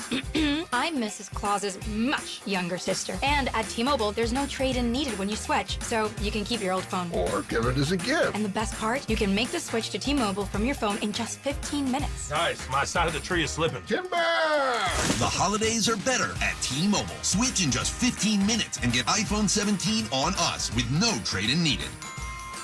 With 24 monthly bill credits for well-qualified customers plus tax and $35 device connection charge. Credits end and balance due if you pay off early or cancel. Finance agreement, 256 gigs, $830. Eligible port in a new line. $100 plus a month plan with auto pay plus taxes and fees required. Check out in 15 minutes or less per line. Visit T-Mobile.com. Download to see if you qualify for Albert Instant Advance. Not all customers will qualify. Transfer fees may apply. No Albert subscription is required for Instant Advance. Please see the Albert app or Albert.com for subscription pricing. Subscriptions can be canceled at any time. Kylie, what's wrong? I just got hit with a car repair bill. I'm behind on rent, and I feel like I can never save any money. Have you tried the Albert app? You can get up to a $1,000 advance fast to pay for car repairs, bills, rent, groceries, whatever you need. Plus, Albert can help you find ways to save and give you a custom budget to actually grow your money. Albert can get me up to $1,000? Exactly. But they do more than get you up to $1,000. Albert is your financial assistant, helping you budget, save, and spotting you money in a pinch. I'm downloading Albert right now. Download the Albert app and use promo code PLAN to get up to $1,000 for your bills, rent, groceries, and more. The Albert app helps you budget better and save more money so you reach your financial goals faster. Download the Albert app right now and use promo code PLAN to get up to $1,000. Use code PLAN to get up to $1,000. Mike Evans here for Copperhead Plumbing. Your home doesn't have to flood before you know there's a problem. With the Mow and Flow Smart Water Shutoff System, you can monitor your home's water usage in real time right from your phone. You'll get notified the moment a leak starts. Trust Copperhead Plumbing for professional installation. Ask about installing a Mow and Flow system today. Copperhead Plumbing, built to last. Call us once, you'll forget the past. Copperhead Plumbing.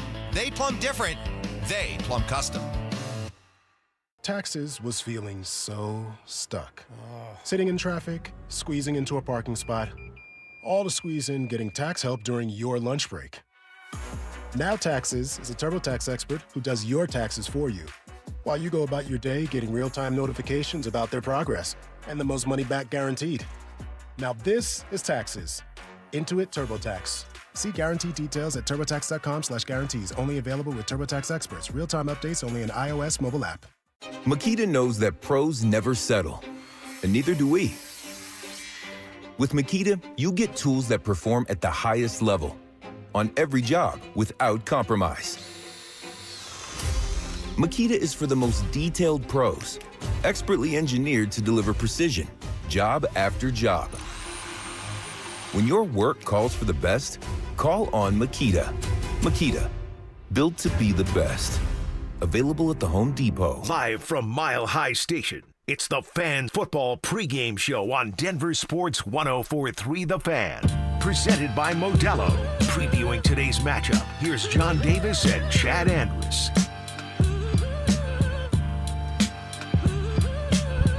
All right, Chad, it's now time for our keys to the game. Some of mine are similar to the Kansas City game almost, but my main one today is one you just got to get a win.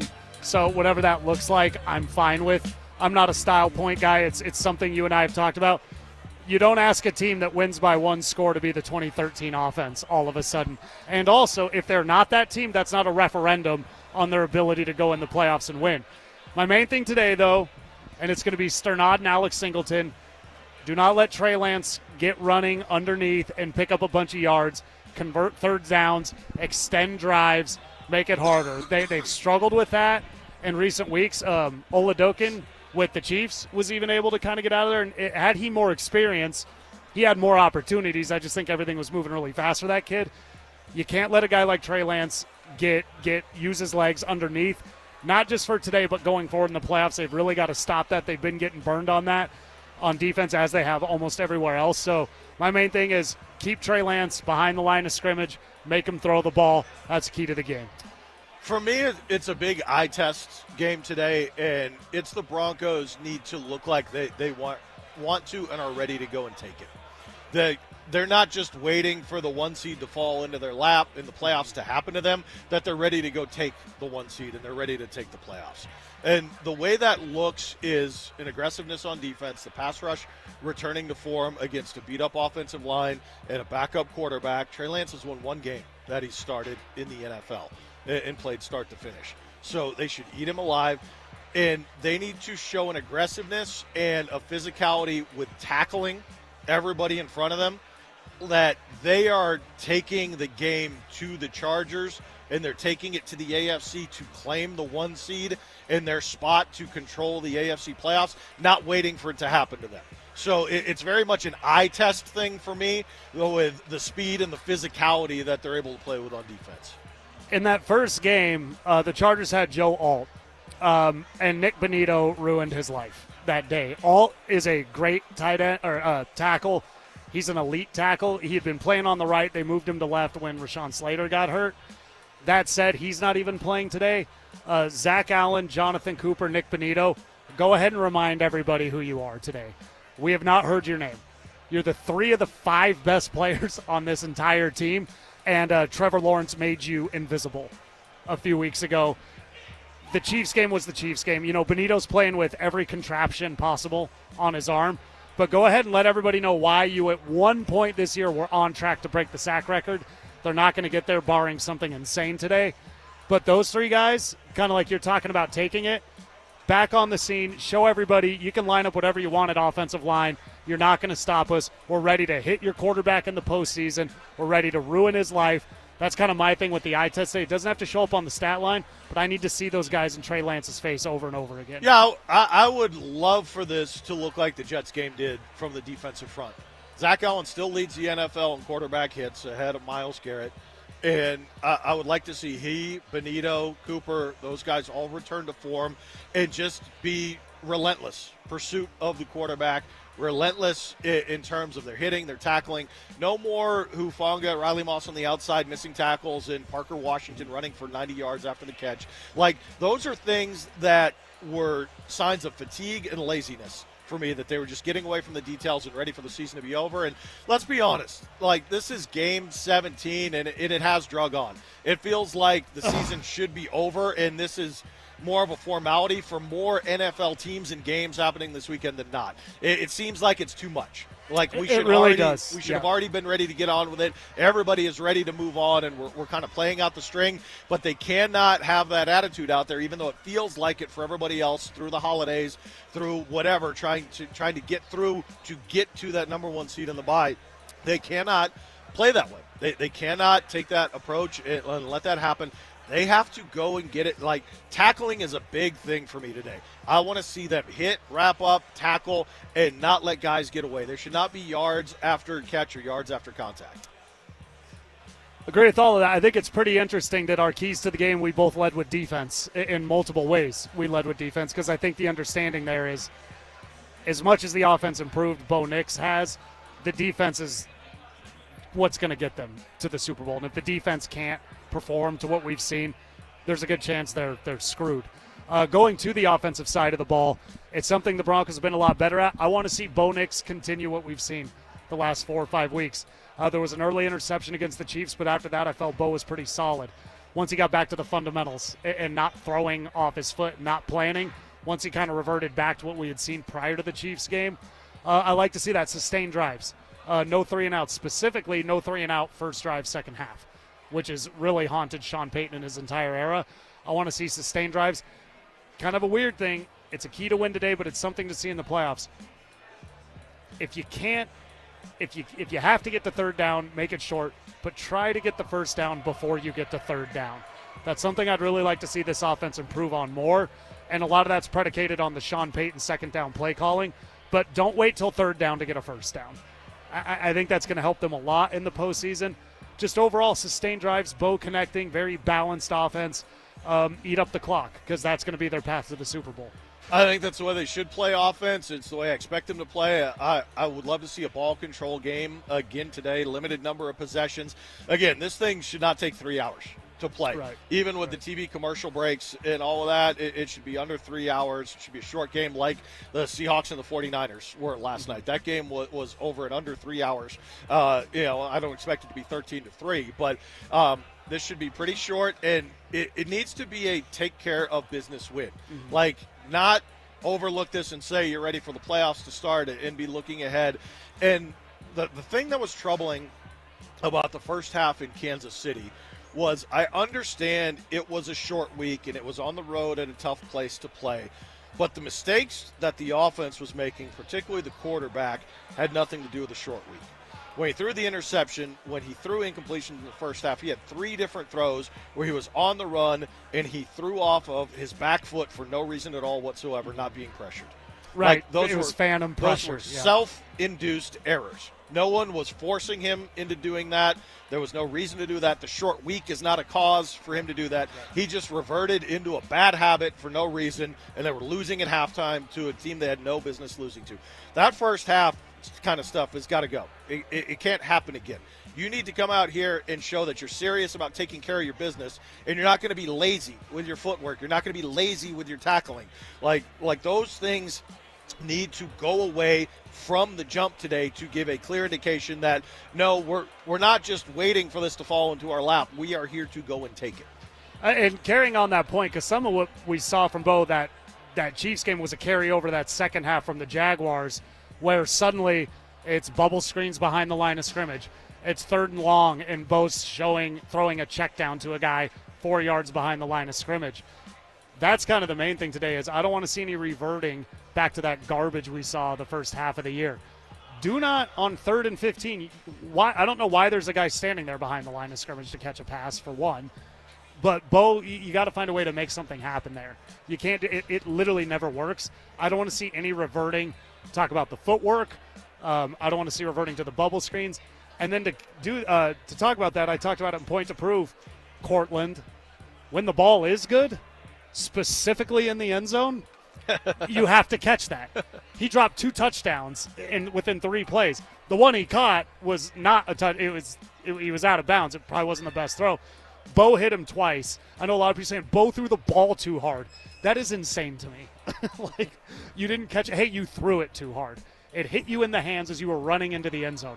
Catch the football. John Elway broke fingers, okay, and those guys were coming down with the ball. Bo Nix is not breaking fingers out there. Cortland, come down with it. And when you're in double coverage in the end zone and Bo puts it right where he needs to, come down with it. Just come down with it. So for Cortland, I'd kind of like to see these drops that we've seen in recent weeks. Let's get that corrected today. Just no drops from Cortland Sutton. Carry that into the postseason. Yeah, look sharp. Look sharp, like you you've practiced the way you want to play, and you're ready to go out and execute on the offensive side. And that to me does not mean you have to put up 37 or 38 points. That just means you have to sustain drives, continually look like you're playing ahead of the chains, move the ball, get your first downs, and result in points. And I don't care if you score on 5 drives if 3 of them are field goals, because it's probably going to be enough to win the game today. But those 5 drives plus, the 2 or 3 that you punt on need to take 40 minutes. Yeah, exactly. And to that, it's a point we've made. Dominating a football game doesn't mean winning 38-10. You can dominate a game and win by 7 or 10 points. Seattle dominated last night, right. 13-3. Yeah, and they won 13-3. So domination doesn't necessarily have to look like just this massive victory. Last one, Chad, about every 5 games, the special teams plays one good game and everybody thinks they've got it fixed, and then they go and screw it all up. Pretty rough one from the special teams against the Chiefs. They allowed that big return in there. They allowed a big return against Jacksonville. That will lose you a playoff game. That will outright lose you a playoff game. You have got to play clean on special teams. Special teams is almost like the offensive line, that if we've got to talk about you, something bad probably happened. Just make it an afterthought when you're out there. Hit the field goals, and when you punt and kick off, make it very uneventful. Lost the game to the Chargers last year based on special teams, right? That before half. We're at elevation. Do we get a free kick record attempt today? From Dicker? By the way, Cam Little hit a 67-yarder today, 1 yard shy of his NFL record. Did he? He hit another 67-yarder. Well, Dicker bizarrely missed 2 last week. The most accurate kicker, blah, blah, blah. At key points of the game. Yeah, so for today, and if you see the Chargers again on the playoffs, do not count on that guy missing again.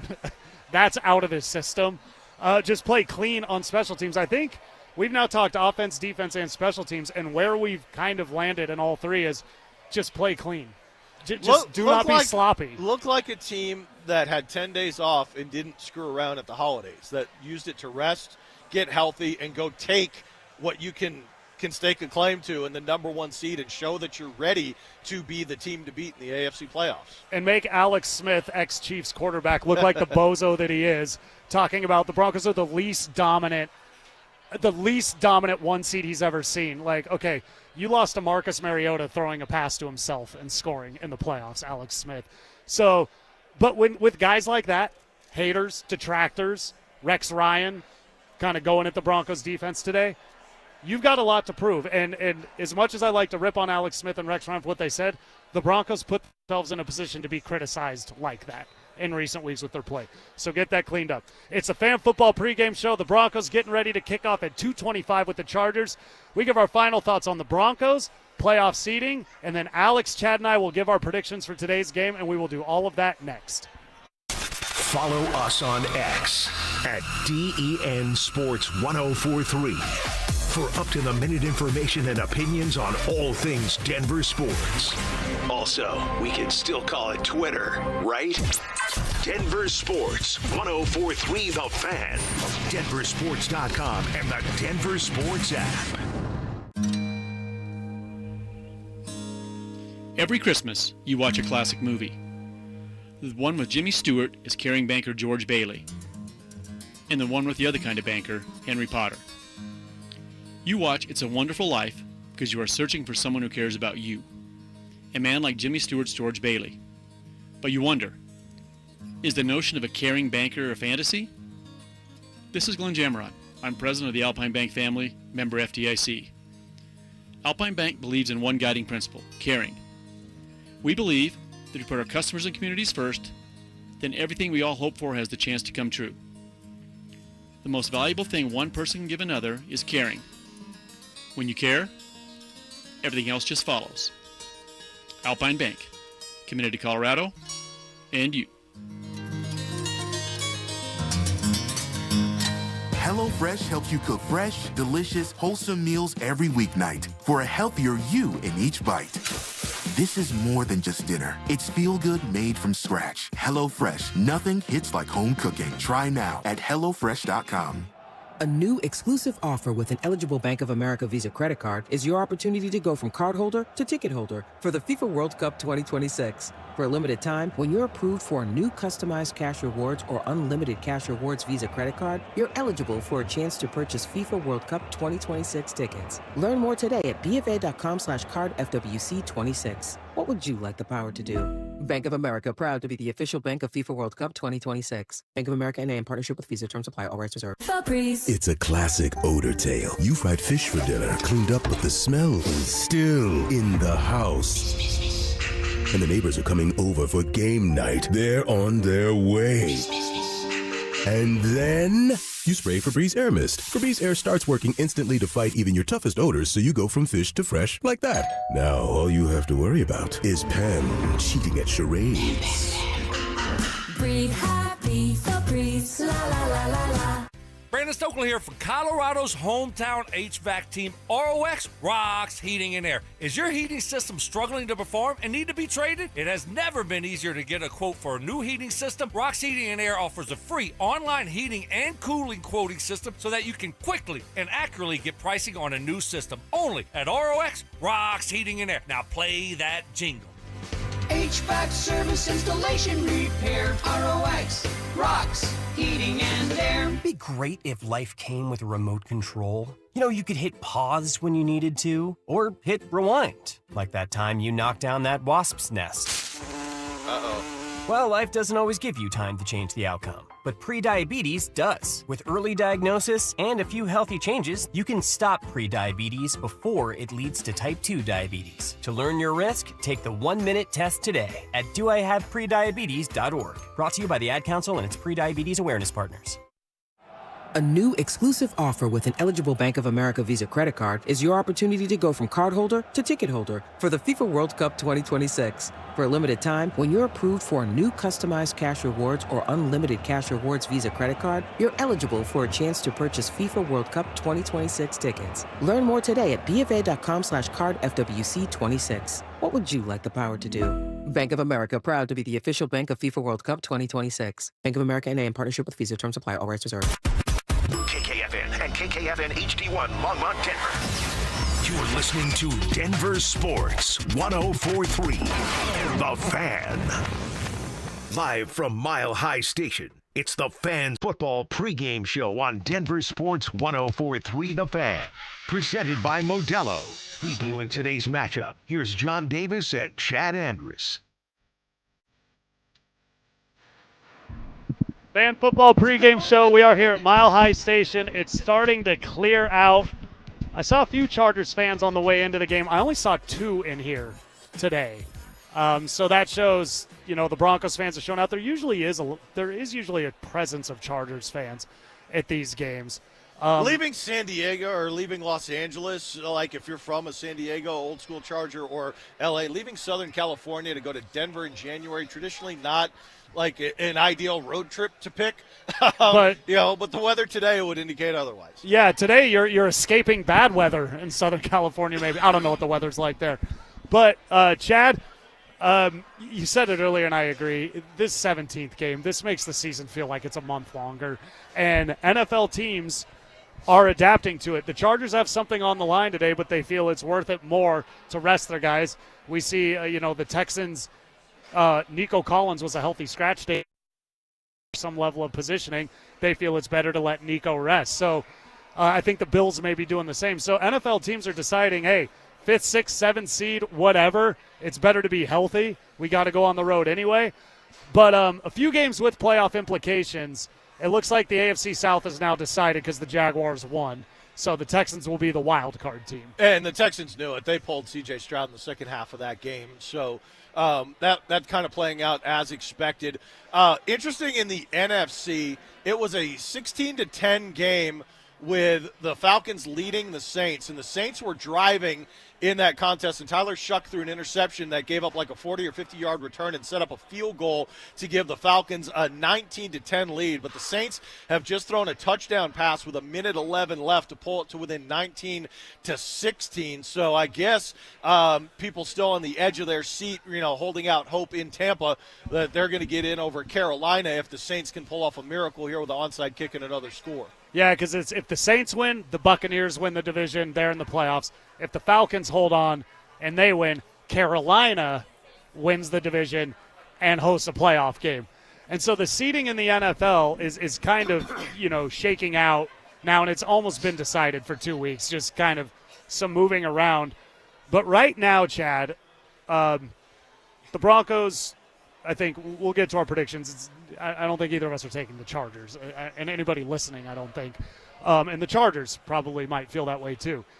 If you're the Broncos, in 2 weeks, what team, and this may be because of where the final standings land, I'll just give you two. Let's say the Chargers go to New England.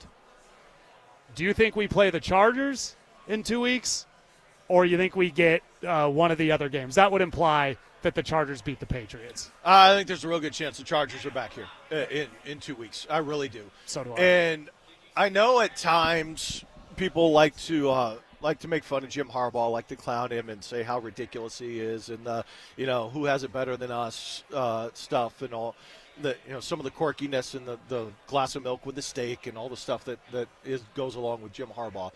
But I got to be honest with you, John. Some of the things that he says about Justin Herbert, where he talks about him almost in a mythological framework or like he's a superhero, I kind of believe some of it.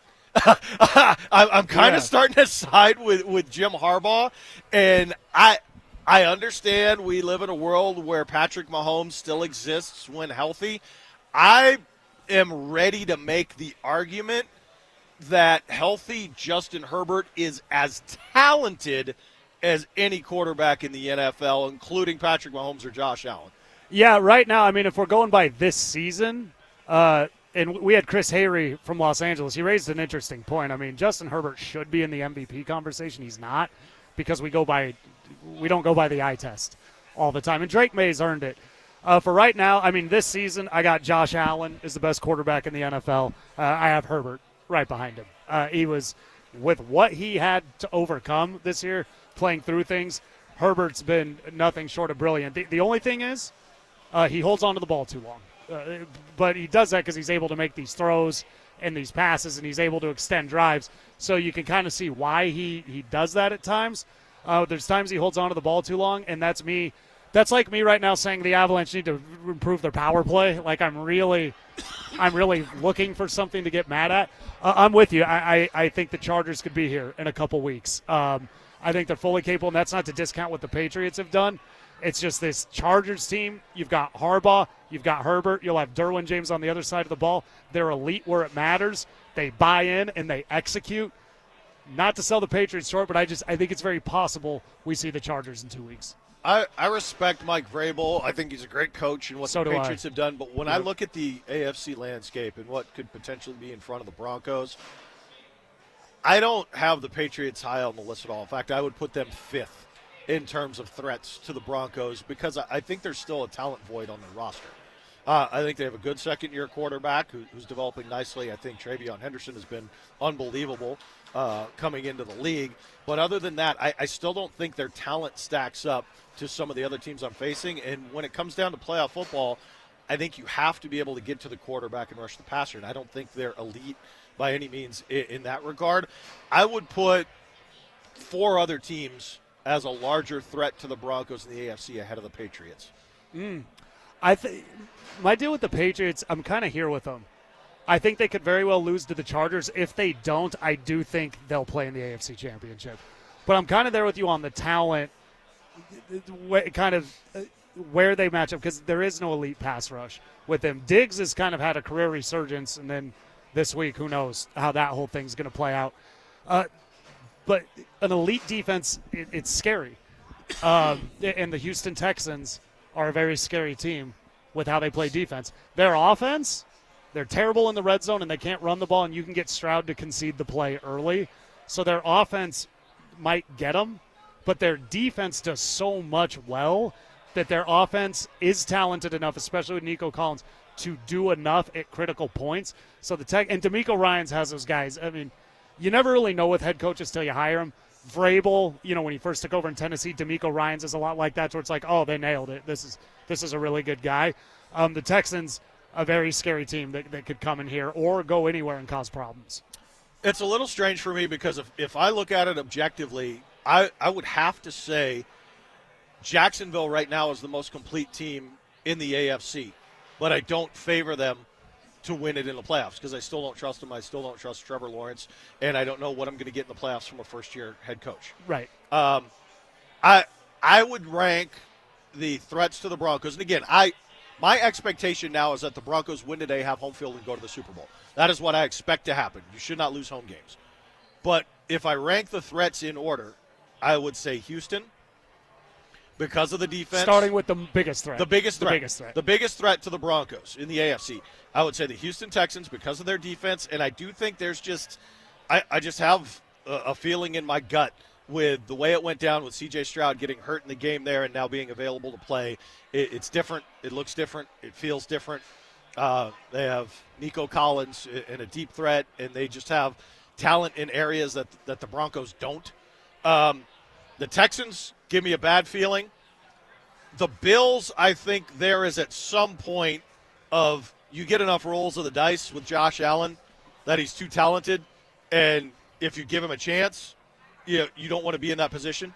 If he has the football when you've made a habit out of winning all your games close, I don't want to be in that position against him in the fourth quarter. Then I would put the Jags because I think they're the most complete. Then I would put the Chargers because of Harbaugh and Herbert. Then I would go Patriots, and then I would go the survivor of Steelers-Ravens last. I don't think they're a threat to anybody. I'm going to flip 1 and 2. As much better as they've looked with Stroud, boy, I see that offense just do nothing way too much in Houston. But I still have them at 2. I just see last week with the Chargers specifically, they're just able to get Stroud to throw some picks that were really, you really didn't need to throw. Going to be honest, I think C.J. Stroud can get it done. As far as him and Bo Nix right now, though, I don't see some discernible difference as far as how they're effective. I have the Bills at 1 because of Josh Allen. Of all the players in the league, Josh Allen is a guy that can flip the fortune of a game instantaneously. The trajectory of a game can change so quickly with what he's able to do. And I keep bringing it up with the way the Broncos play. If zone is Vance's adjustment, then Josh Allen and James Cook are going to have the ball 35 minutes against the Broncos. They scare me. Houston is too. C.J. Stroud can get it done. It's just their lack of run game, their trouble in the red zone, and Sean's ability to draw guys open enough against D'Amico's defense. He's had that success. That's why I have the Texans slightly there. The Texans are very scary, though. Their defense is great. D'Amico hasn't played great. I would not be looking at a Texans game saying, we got these guys. We got them. I'm with you the rest of the way. I'd really like to see the Jags again after Liam Cohen manufactured a quote and then talked trash after the game about something he basically made up and misinterpreted. Yeah, that was a compliment. Yeah, that was a compliment. And by the way, we're such a huge market here in Denver. Oh, yeah. Boy, you can't go anywhere in Denver without running into a Hollywood star. Yeah. It's just, such a monstrous big market town that they completely overlook midnight New Year's Eve here and do every other time zone to celebrate except the Rocky Mountain time zone doesn't exist. It does. And nowadays when you say the Big Apple, people go, you talking Denver or you talking New York? Which one do you mean? So I would like this Broncos team to have the opportunity to kind of show that one again, to kind of put forth a better effort. And then after that, it kind of falls. But and I want to say this: we're ranking them. The Texans are such a tough out, and I know I'm kind of being harsh on their offense, but I'm as harsh on the Broncos offense. So I'm not just beating up the Texans. The Bills are flawed. The Jaguars, all these teams can beat the Broncos, and the Broncos can beat all these teams. It is so neck and neck in the AFC, and the Chargers with Harbaugh and Herbert are just capable of a lot. So it's going to be tough no matter what draw the Broncos get. 5, 6, and 7 in the AFC are locked into the Texans, Bills, and Chargers. So it's just the top 4 seeds. Okay. Well, not necessarily the order, but the Jags won the division. Yeah. If the Chargers win today, I think it could change things, but nobody expects the Chargers to win. The only thing that's left to decide in terms of playoff participants is Ravens or Steelers in the AFC. Everything else is decided in terms of who is in the playoffs. It's the winner of that Ravens-Steelers games that wins that division and gets in. Obviously, Broncos need to win to get the number 1 seed. Jaguars did win, so the worst they can do is third. They could move up if the Broncos or the Patriots were to lose today. Right now, the Broncos' odds to take the number 1 seed are listed at 67%. 8% to win this game today. Patriots at 25.6% to get the top seed. Jags still have a 6.6% chance if both teams lose. In the NFC, everything is set because the Falcons held on to beat the Saints in that game. They recovered the onside kick. That puts the Panthers in as the 4 seed. So the seeding is set in the NFC. Seahawks get the bye. It'll be Bears against the Packers, 49ers going to the Eagles, and the Rams going to the Panthers in round 1. So you're going to have 49ers, Eagles, and Packers, Bears in the first round in the NFC. Those are good games. So potentially some really good games on Saturday next week. In the AFC, if it stands, let's go if it stands. Yeah, if it stands, as tradition would tell us, the Houston Texans are required to play the Saturday afternoon game in the NFL because they have every year forever. Probably on Amazon Prime. Yeah, which is probably why they sat C.J. Stroud. They are going to cover, I think, in the last second here with no time left, returning a fumble for a touchdown, taking a 32-30 lead up to a 38-30 lead with a similar to Ohio State Northwestern fumble return on the last play of the game, which I think clearly made a difference to some who are cheering here. Yeah, some weirdos are cheering here. Yeah, I don't know if it's a survivor pool, if it's a line, whatever the case may be. But the most likely scenarios right now are Broncos win and get the bye. Chargers would go to the Patriots.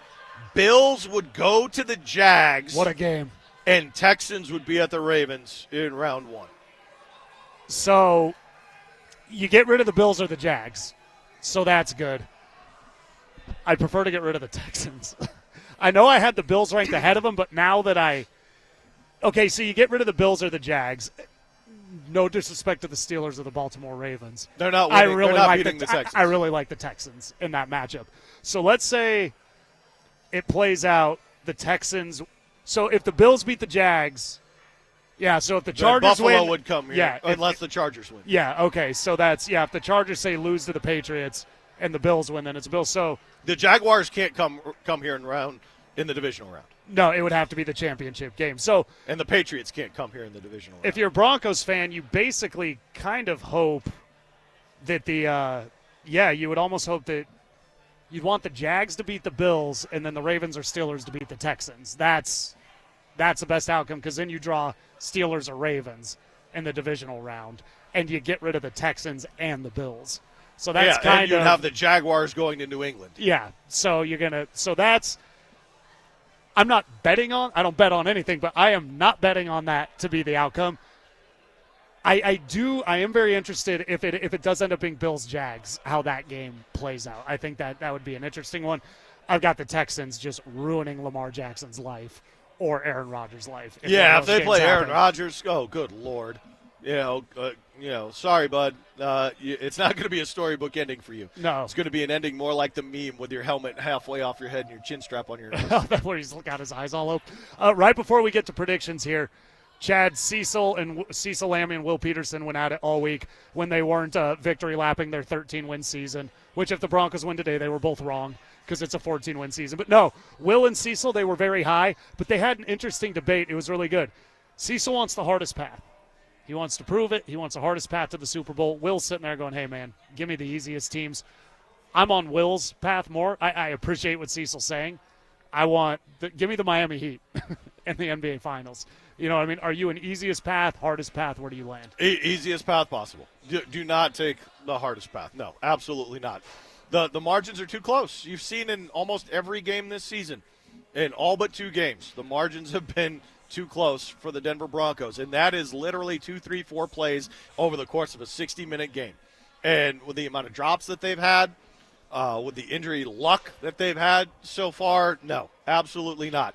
Do not give me a path that includes Houston, Buffalo, Jacksonville. This is assuming like a loss today. Yeah. 3 games to get there, and then potentially the Rams or, even the Eagles trying to go back. No, thank you. No, thank you. You said something a couple weeks ago when we were on the air, and I'm going to bring it back, and I've thought about it, and I've come to the conclusion I do agree with you. If you don't win today, I don't think the Broncos can get to the Super Bowl. When you look at these teams that would be in their way, maybe they can get there and not win. But, boy, when you name all those teams outside of the AFC North, which hopefully they don't beat us, it's a really tough path to think New England, Jacksonville, but just whatever combination of three you get, well, that's a really tough job. Let's say if you play devil's advocate, if you lose today, the Patriots and Jaguars both pass you, and you fall to 3. So the Bills would come here with Josh Allen. And let's say you win that. Okay. You get next up. You've got who? Jacksonville, it doesn't, Yes. or Houston's going to win. It's hard in the beginning, and it manages to get harder as it should. Well, imagine what the thought process would be. What would the psyche be with Josh Allen coming in here next week, coming off of a loss to this Chargers To Trey team Lance. today? Yes. Josh Allen's going to, if Trey Lance can beat him. Yes. I can beat what him. would the mood be? How would you be feeling? How confident would you be feeling with Josh Allen rolling in here if you lose to the JV Chargers today? Not at all. So Exactly. they've got to get that win. And with that, Alex, we'll throw it to you first. Broncos, Chargers today. Who do you got? Give me the Denver Broncos. I've given up on them blowing anyone out. That's not who they are. I have them winning. Give me the Broncos 17-10. Chad? I've got the Broncos as well. Business-like approach. Just take care of it. It will be a 2-score win, one of the rare ones, the third one this season, but it'll only be 23-10. I agree on all of that. Long, boring, no style points. I got the Broncos with the same. I got them 23. I got the Chargers 13. Broncos get the 2-score win, and we see everybody here in 2 weeks. Broncos playing for the 1 seed, getting ready for kickoff. Alex behind the glass. Thanks as always. Chad, we'll see you. Hopefully I do not see you next week. We'll see you here again. It's just a matter of when. It's a matter of when. And the Fan Football Pregame Show, join us starting at the 2-minute warning. Thanks, Alex. Will the Broncos end their stellar regular season with a divisional win before the playoffs? We'll react to it all in the Fan Football Postgame Show.